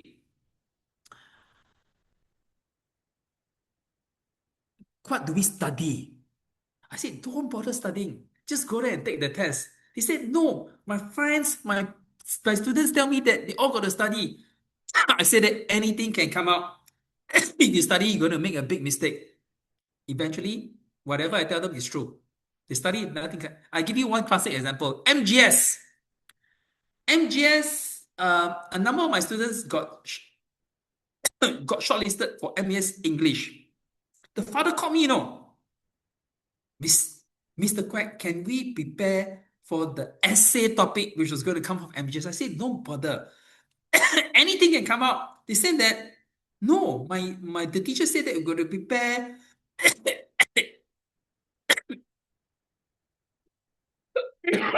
expository, argumentative. I said, no, anything can come out. They said, must prepare because all my friends tell me, I said that you can prepare all you want, but I can guarantee you anything can come out.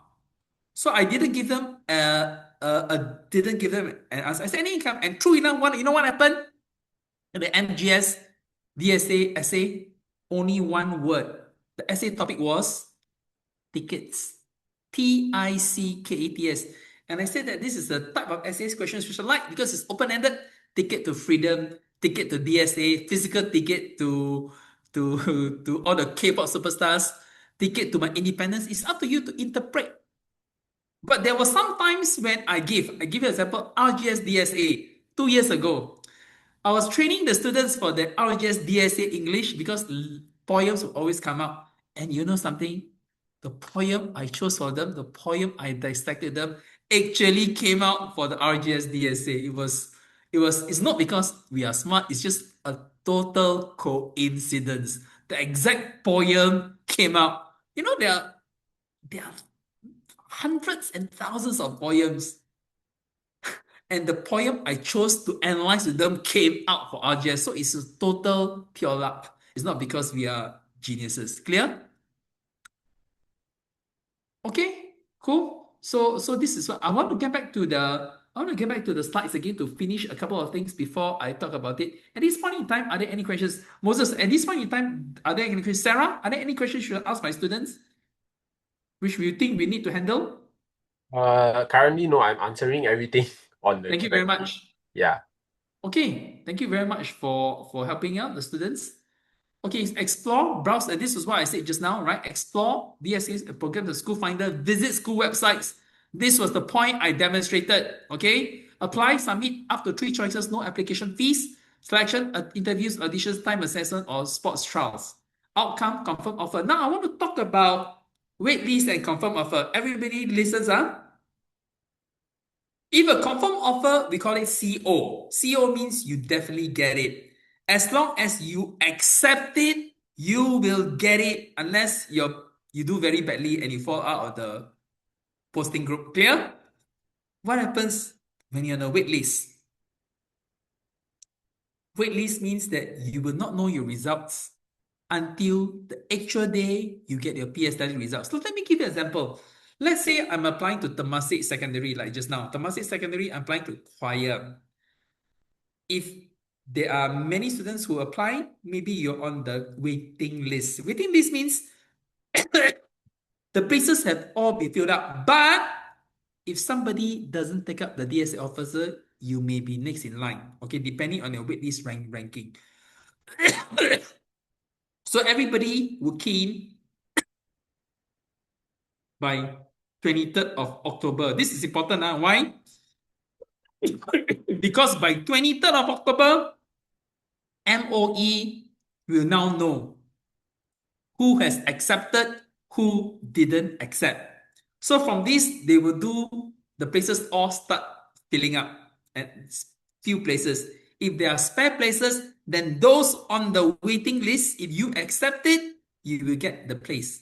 But you will only know on the day of the PSLE results. If you got a confirmed offer, you definitely get the place already as long as you accept it. Clear? If you don't accept it, you will still not get the place. Like my student, I told you got 3 DSAs, correct? On a wait list, this is what happens. Let's say I'm on a wait list for Temasek. I put it down, I accept. We put it on a wait list. If somebody rejects the choir for Temasek Secondary, and if my name is next on the list, I will get it.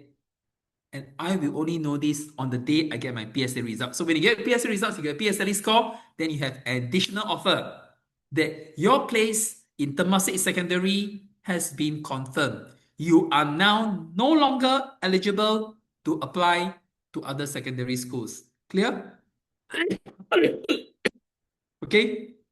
So location release with PSLE result in late November is the day of your PSLE results. 3-tier application. What do I mean by this? We need to be realistic. Okay, I will tell you, I'm very frank with you. I'm very frank with you. Of all the academic domains, let me ask you one question. Who wants to apply for mathematics? Raise your hands. I want to have a show of hands. Raise your hands. Who wants to apply for mathematics?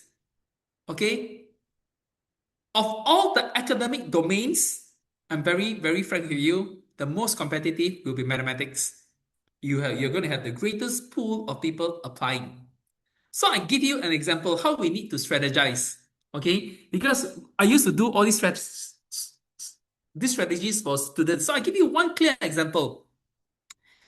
I told you that in all my structure classes, it's generally all the super competitive and super academically good students, like those years when I was teaching 12 classes, right?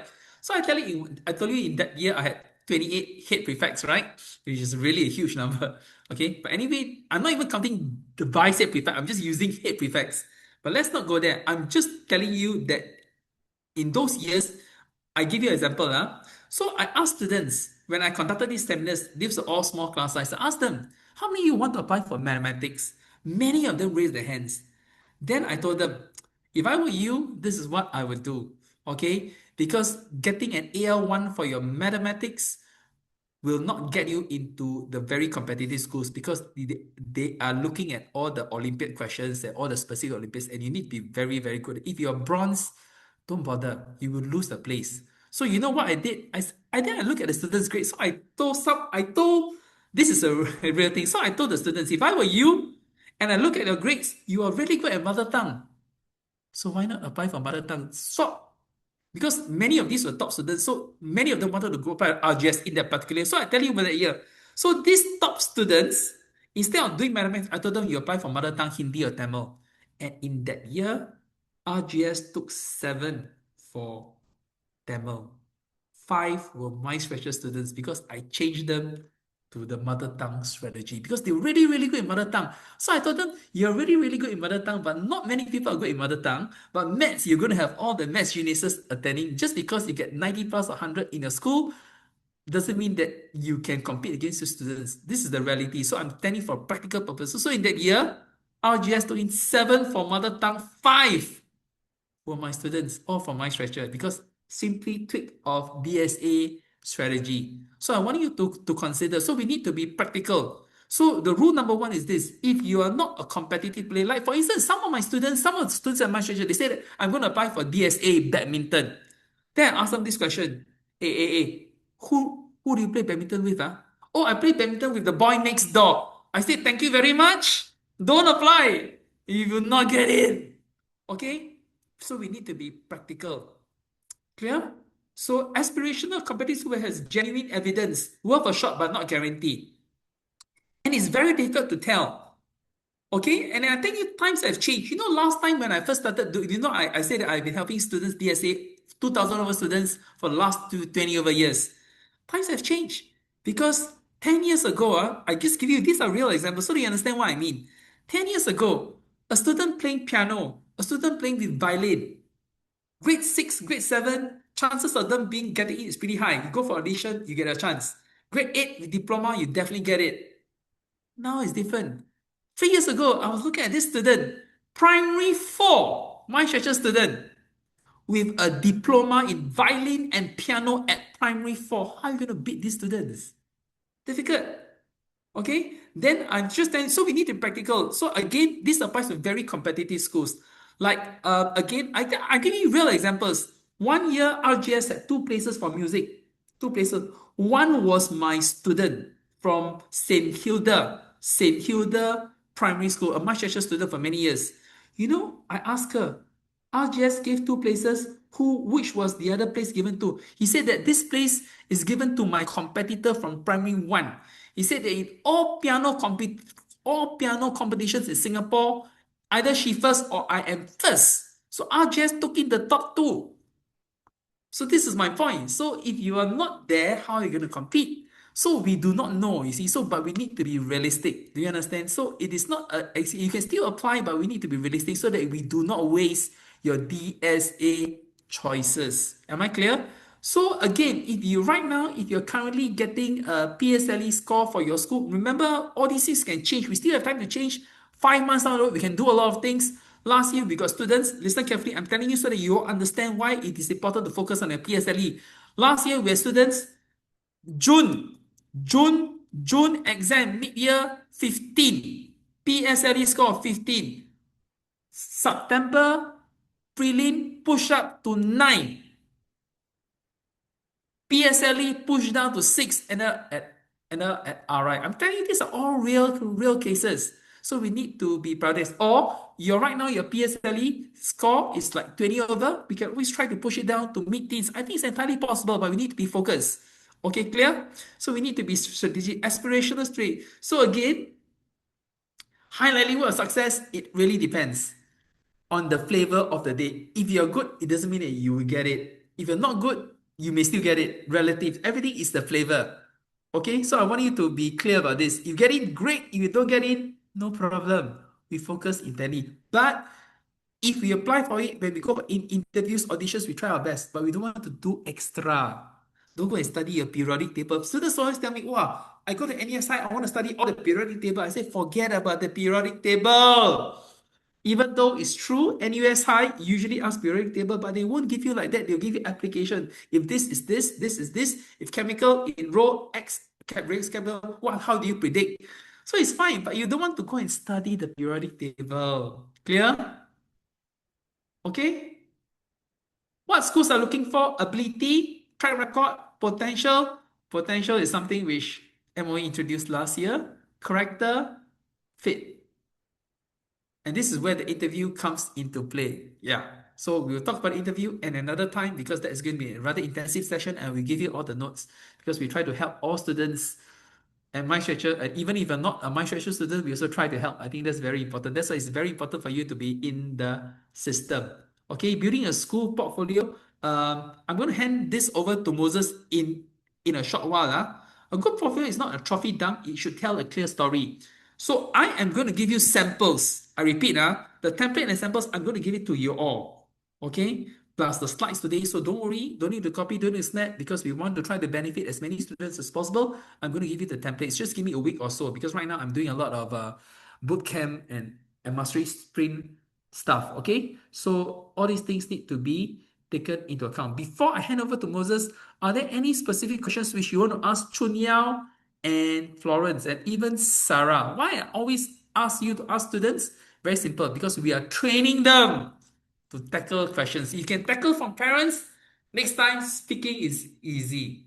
Okay? So Sarah is a little bit more experienced. Of course, he's a head of upper set science and maths. But at this point, any questions for Florence and Chun Yao? Please feel free to ask.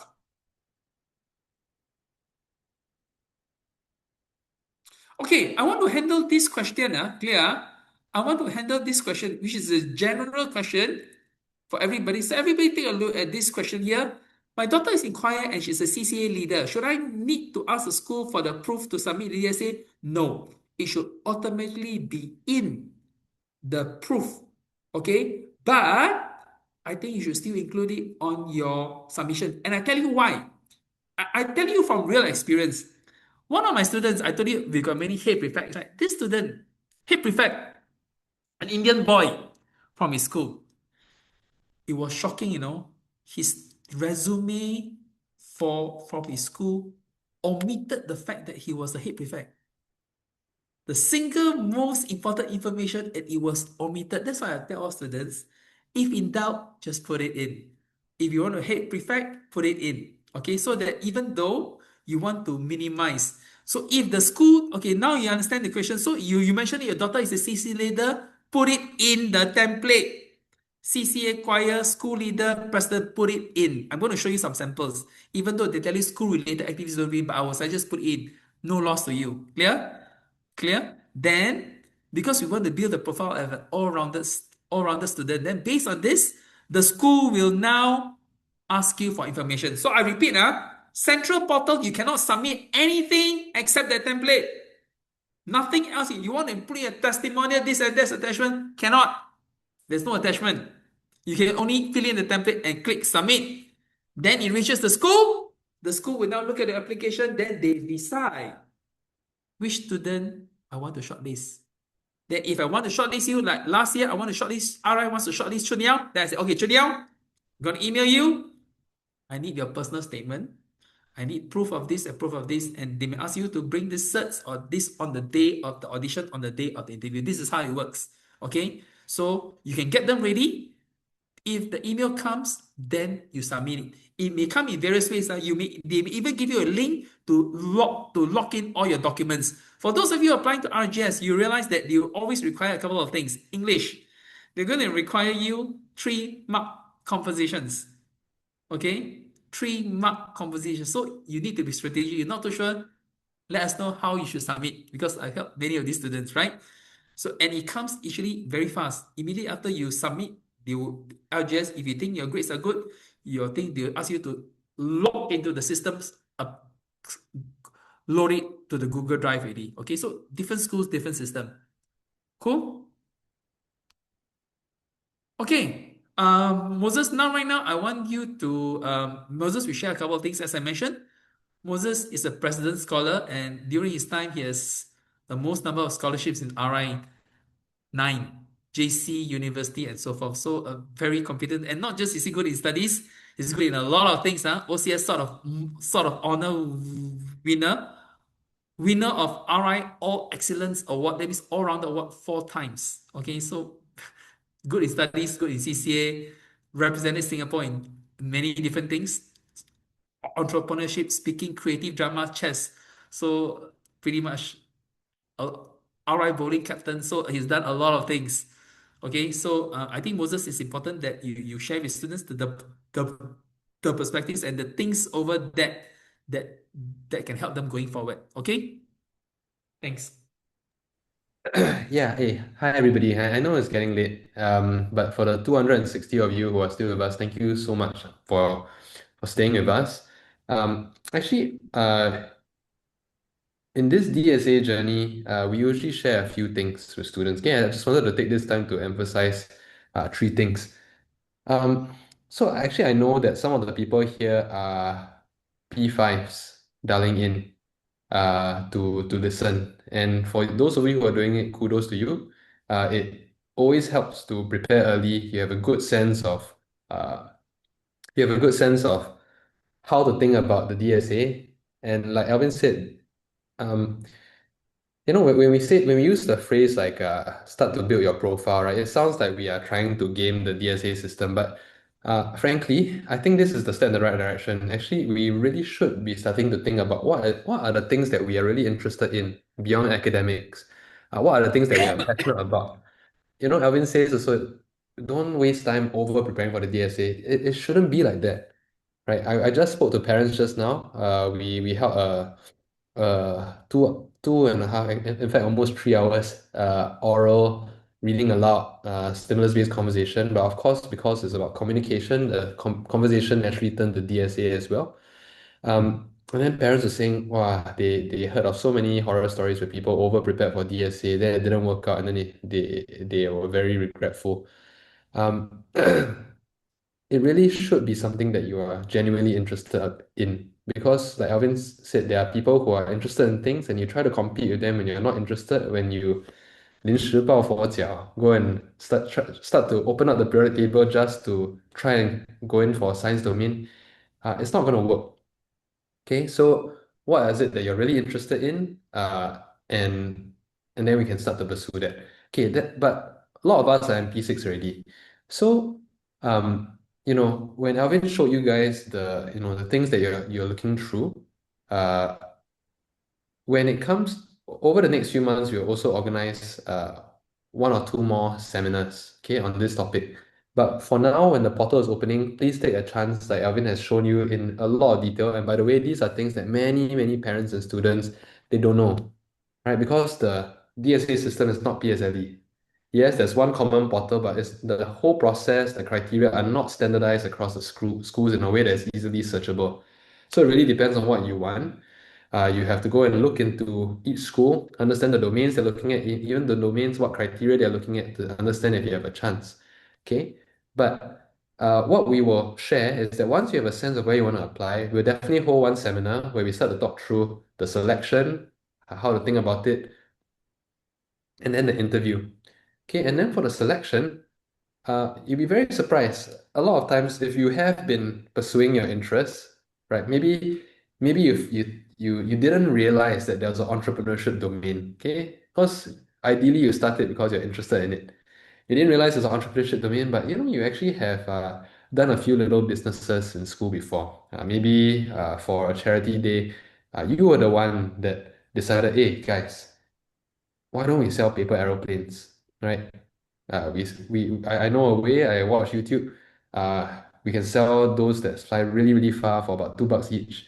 And I did that, and just with that, instead of standing on the corner, some students, you do your flag day, you go out, you the tin cans, you stand at junction 8, and then you ask people for money. But instead, somebody goes to create something valuable, can be big, can be small, and I did that, and I actually led that. So things like that, when you speak up in webinars like this is where we can understand, oh, actually, someone like this is what you have done, and actually, here are a few ways that maybe, okay, if you have this, if you have some other things, actually, the profile can be crafted, okay?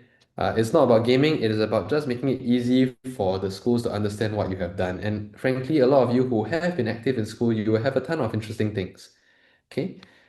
Now, I think the last thing I wanted to share with everybody is that with regards to this year, so DSA is one pathway, okay? Uh, where we are currently focusing on, beyond the DSA, is also, of course, helping all of you prepare for PSLE, okay? A lot of you here are already subscribers on Luma, but in the coming 1-2 weeks, I will be sharing with you some additional tools that we have built. So, for example, if Alvin, you don't mind, I share my screen. Yeah, please. So start sharing.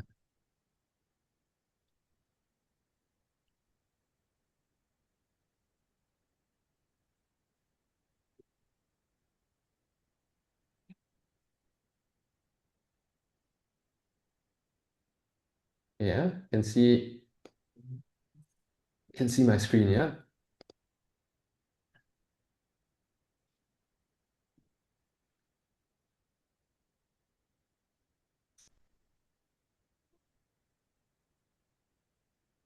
So oops, sorry guys. One easy way, let me see what you guys are seeing.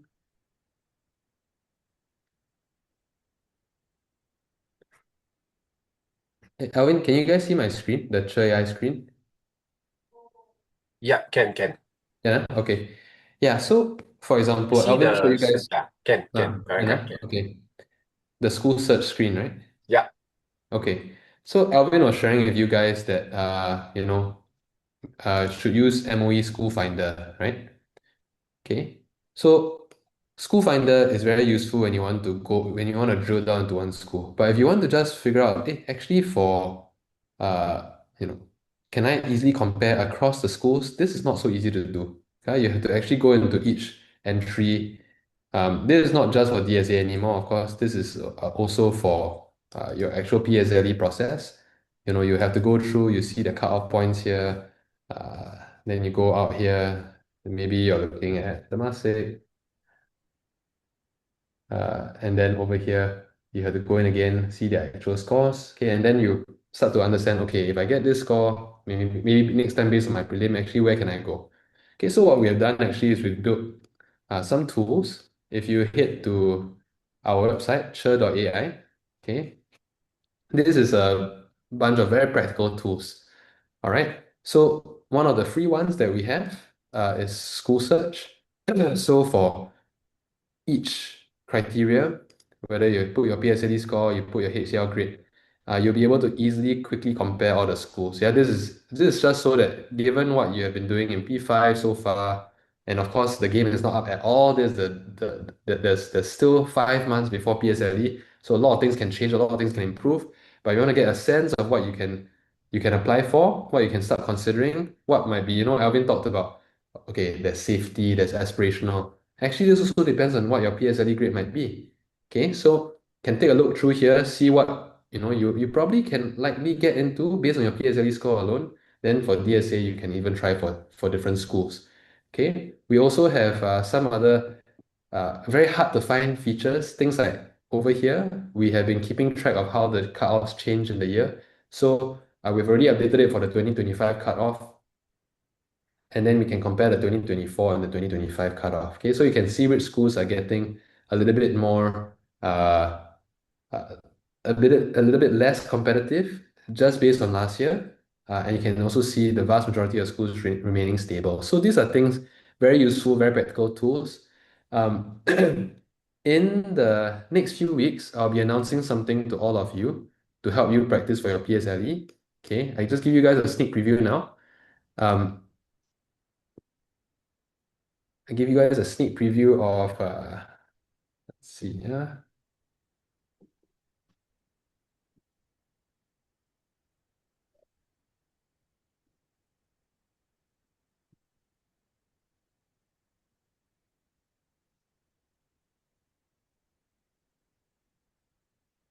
Since you guys have all joined us until 9:30, I give you guys a sneak preview of this. The first one is that for all of this, and this will be made available for free for MindStretcher students, okay? This is actually quite expensive to run, but I believe it's going to be very, very helpful for all of you who are attending MindStretcher. The first thing is that for composition writing, we have built a compo coach for you. So what you'll be able to do is you can submit any compo for grading, okay? And we will mark it according to the PSLE rubrics. And this kind of marking, you cannot find outside. I guarantee it. Okay, why?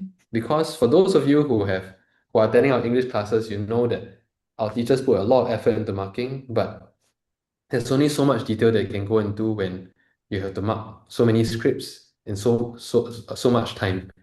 Okay, so over here, we break it down into your various parts of the rubrics. We tell you exactly what band you're at. We will recognize the things that you're doing well. We will also then highlight, okay, actually what happened? And some of these are very subtle, some are very, very high value added things that some teachers actually don't even pick up. Okay, so for example here, this composition is about a boy being courageous, okay? But when you actually look into the compo, it looks okay. You know, a lot of students tell me, hey, actually, sure, why don't you just put it to ChatGPT? Just ask it to mark. Can, right? Parents also ask me this. Actually, now got ChatGPT, let me put inside, I just ask it, how is the compo? You tell me good or not good, right? When you actually look at it, I have this litmus testing that I always tell students, okay? When you summarize your whole compo into one sentence, does it answer the question or not? And in this case, I demonstrated being courageous by standing by and watching a passing stranger shout at my bullies, you know? And when you look at this, it doesn't make sense, right? Like, how is it that you know, in the whole compo, you were scared, then the bully finally confronts you, and then when you need to respond to him, actually is a passerby that comes to save him. Okay, and that is actually one of the very common issues that our students make. They have a savior that comes in out of nowhere, rescues them from the plot, and actually their own protagonist doesn't grow, doesn't showcase the team. And these things, when you make the mistake in exams, the highest you can get is band 3.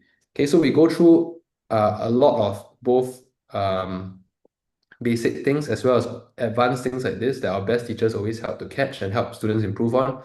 Now is in your pocket. Okay, now in Mind Stretcher, you do a compo every 3 weeks or so. With something like Cher AI, I know what our best students will do is that they do at least 2 compositions a week. Okay, because that is the kind of thing that enables you to get more practice, start to learn. And this is much, much more detailed than what any human can produce. Okay, I used to develop AI for the Singapore government. It is a passion of mine. I'm very, very excited by what it can do, but it cannot be used blindly. Okay, we see really a lot of people telling me that, okay, here is now how I'm using AI to help my child. And the moment I open up, I show them, hey, actually, if you do this in exam, do you know that you're in trouble or not? For example, some of the model compose, for each topic that you submit here, we will create a model composition that you can study. What do I mean you can study? Just to show you how much thinking goes into it, okay? Because this is the tip of the iceberg. A lot of ChatGPT or Gemini or whatever thing you want to use, when you use it to generate a compo, you got a few problems. Sometimes they use very complicated plot structures. Okay, your PSLE only got 40 minutes. You do something like a flashback. Okay, if you're very, very skillful, maybe it works out. But I tell you what really happens, flashback, you start in the middle of the story, you try to make it back to the beginning, and then you try and loop back to the middle. 40 minutes. In 35 minutes in, you realize, oh shucks, I'm not even here. I'm still here. I got a bit carried away. Then your whole composition is gone. Okay, so a lot of teachers, what we hear our students being taught is that, oh, must use flashback. More often than not, that's where I see a strong student fail compo.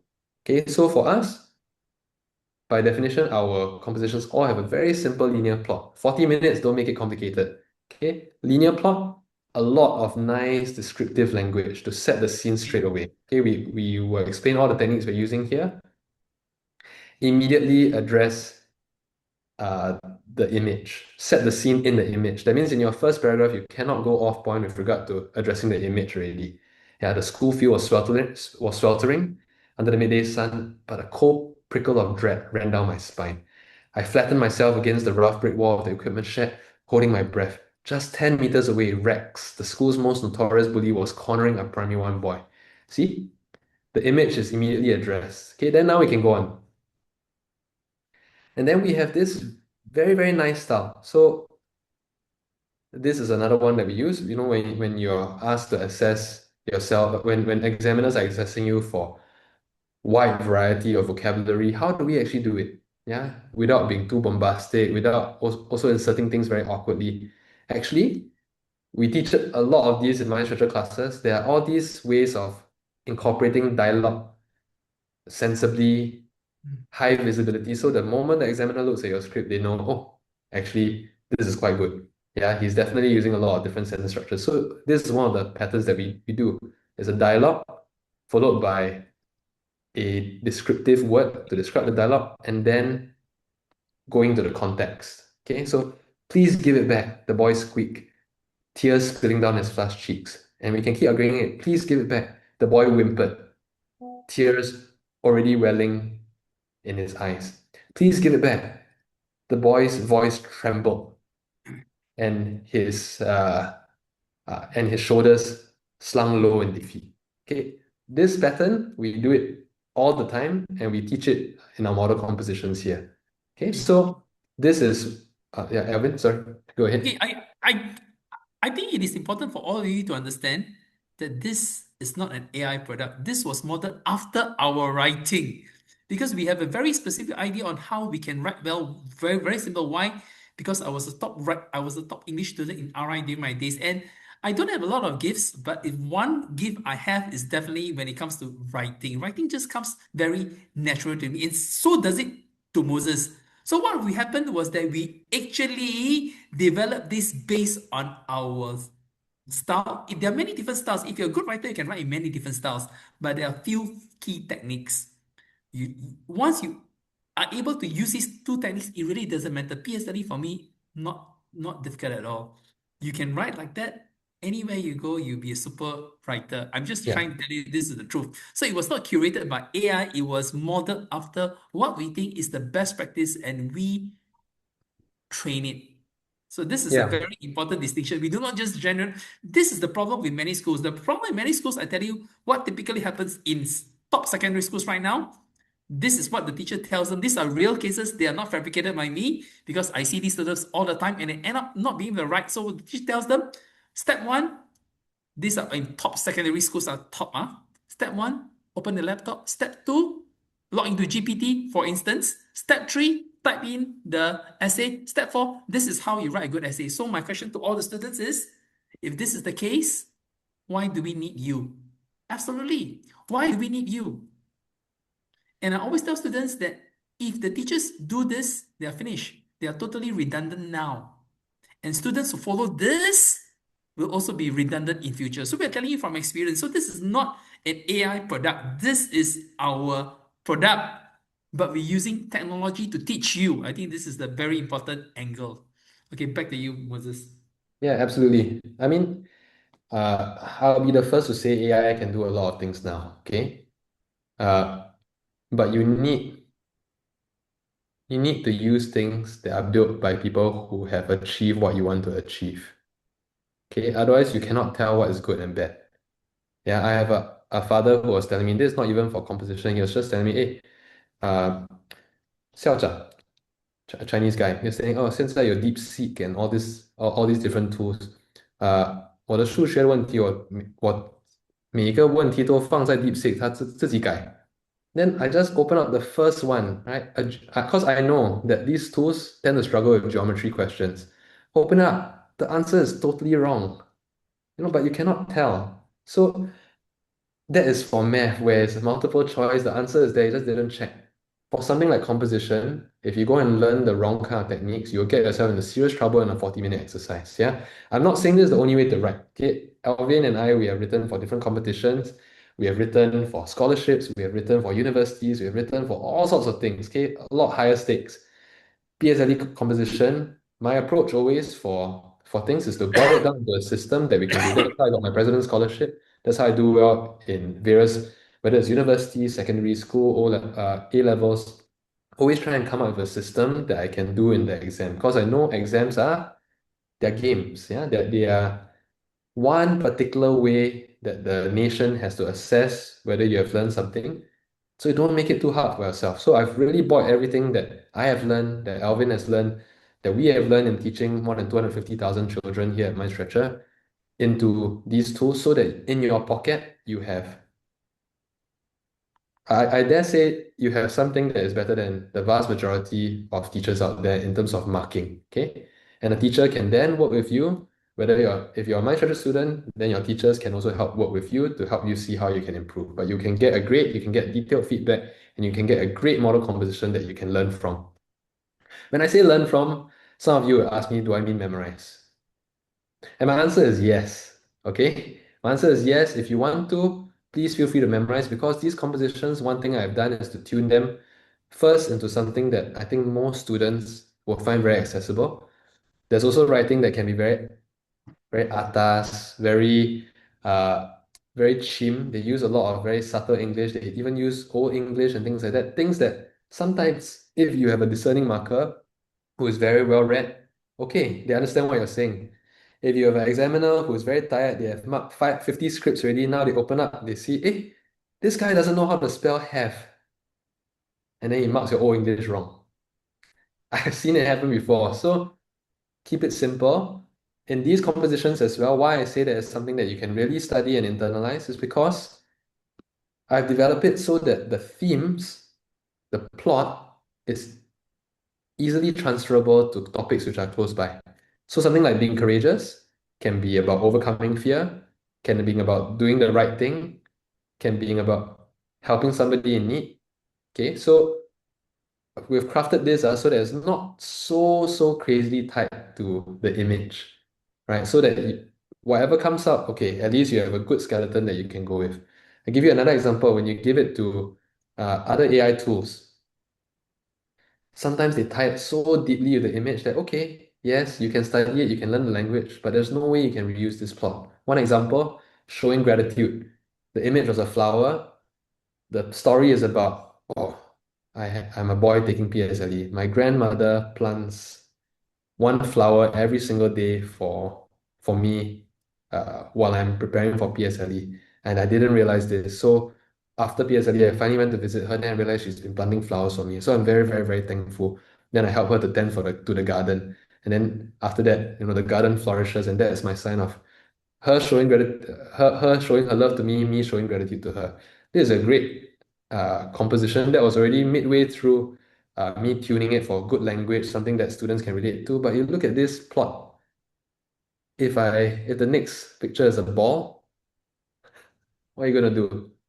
You're gonna plant balls and then after that help them grow the balls. It's very much tied to the image already. Okay, so I share all this with you not to give you too many details, but to tell you that a lot of thought has gone into this. We will properly launch it over the next few weeks, but I just want to give you a sense of what's coming, okay? So that you can start getting a lot more practice. Um, we also have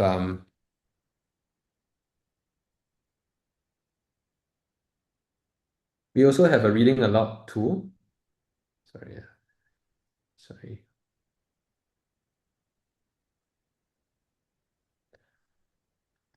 So another component that a lot of students have trouble practicing, but it's become even more important is oral.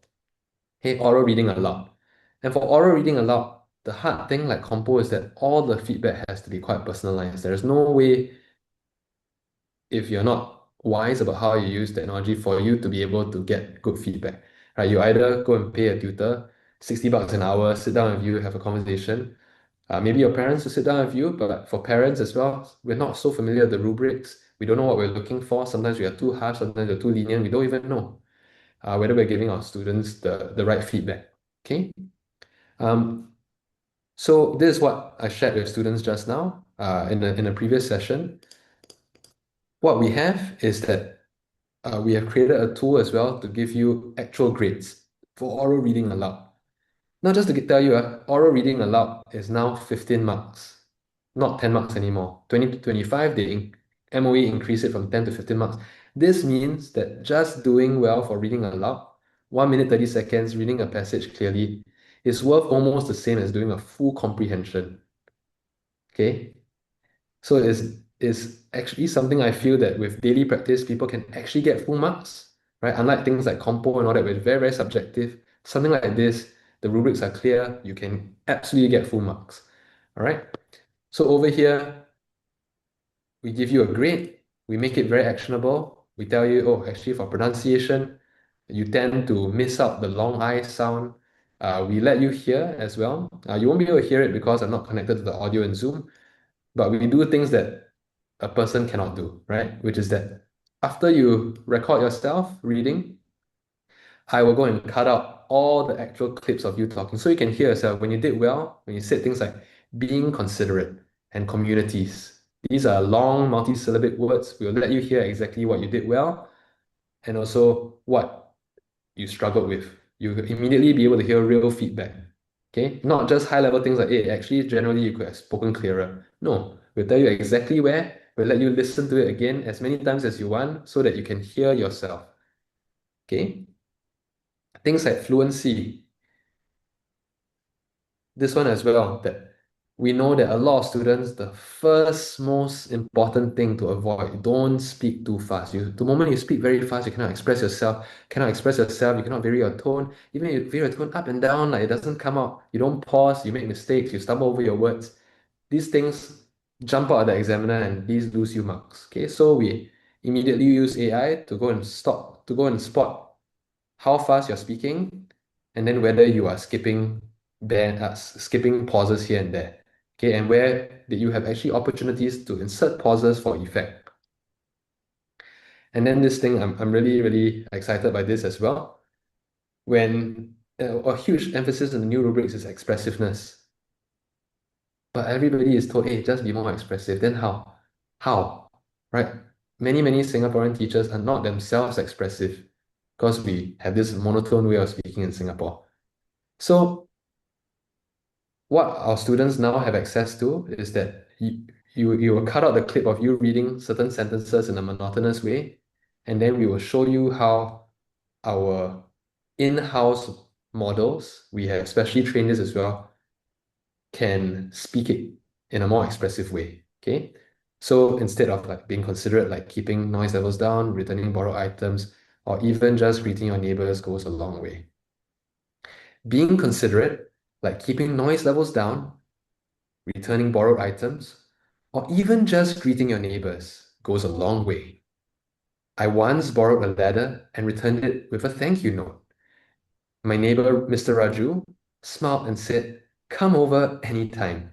Okay, so this stuff, I mean, I can't press the button here because I'm not connected to the audio, but you'll be able to hear a great expressively read version of each thing that you read monotonously. And last year, when we first introduced like a prototype of this product, this thing helped many students improve by leaps and bounds. Because what did they do? They just listened to the what we call smart speak model, and then they just try and copy it, and in copying it, they start to realize, hey, my voice can do all of these things. I can actually incorporate a little chuckle at come over anytime. Then it becomes very, very clear that you're expressing yourself, you're using a variety of tone. Oh, I can actually, instead of speaking in this very, very regular way, actually I can vary my pace a lot more. Okay, so I don't want to go too deep into this. These things are better gone through as part of how to master oral, how to master compo, and then we show you how to use the tools. But I'll be formally launching this over the next 1-2 weeks. And I wanted to just draw your attention to Cher AI because apart from these compo tools, oral tools, we also have all of the cher.ai/school guide resources. And over there, you can look at stuff like our school search. Okay, over here. Okay. I think last but not least, yeah, just wanted to remind everybody that if you're not already subscribed, to make sure that you are subscribed to aluma.com, because as we come into this PSLE season, we all, Alvin and I, as well as the master teachers like Sarah, who just conducted, just now you saw the Math Olympiad and Science Olympiad domains, right? MindStretcher just launched our Math Olympiad and Science Olympiad courses. I think we had pretty good results for our first cohort.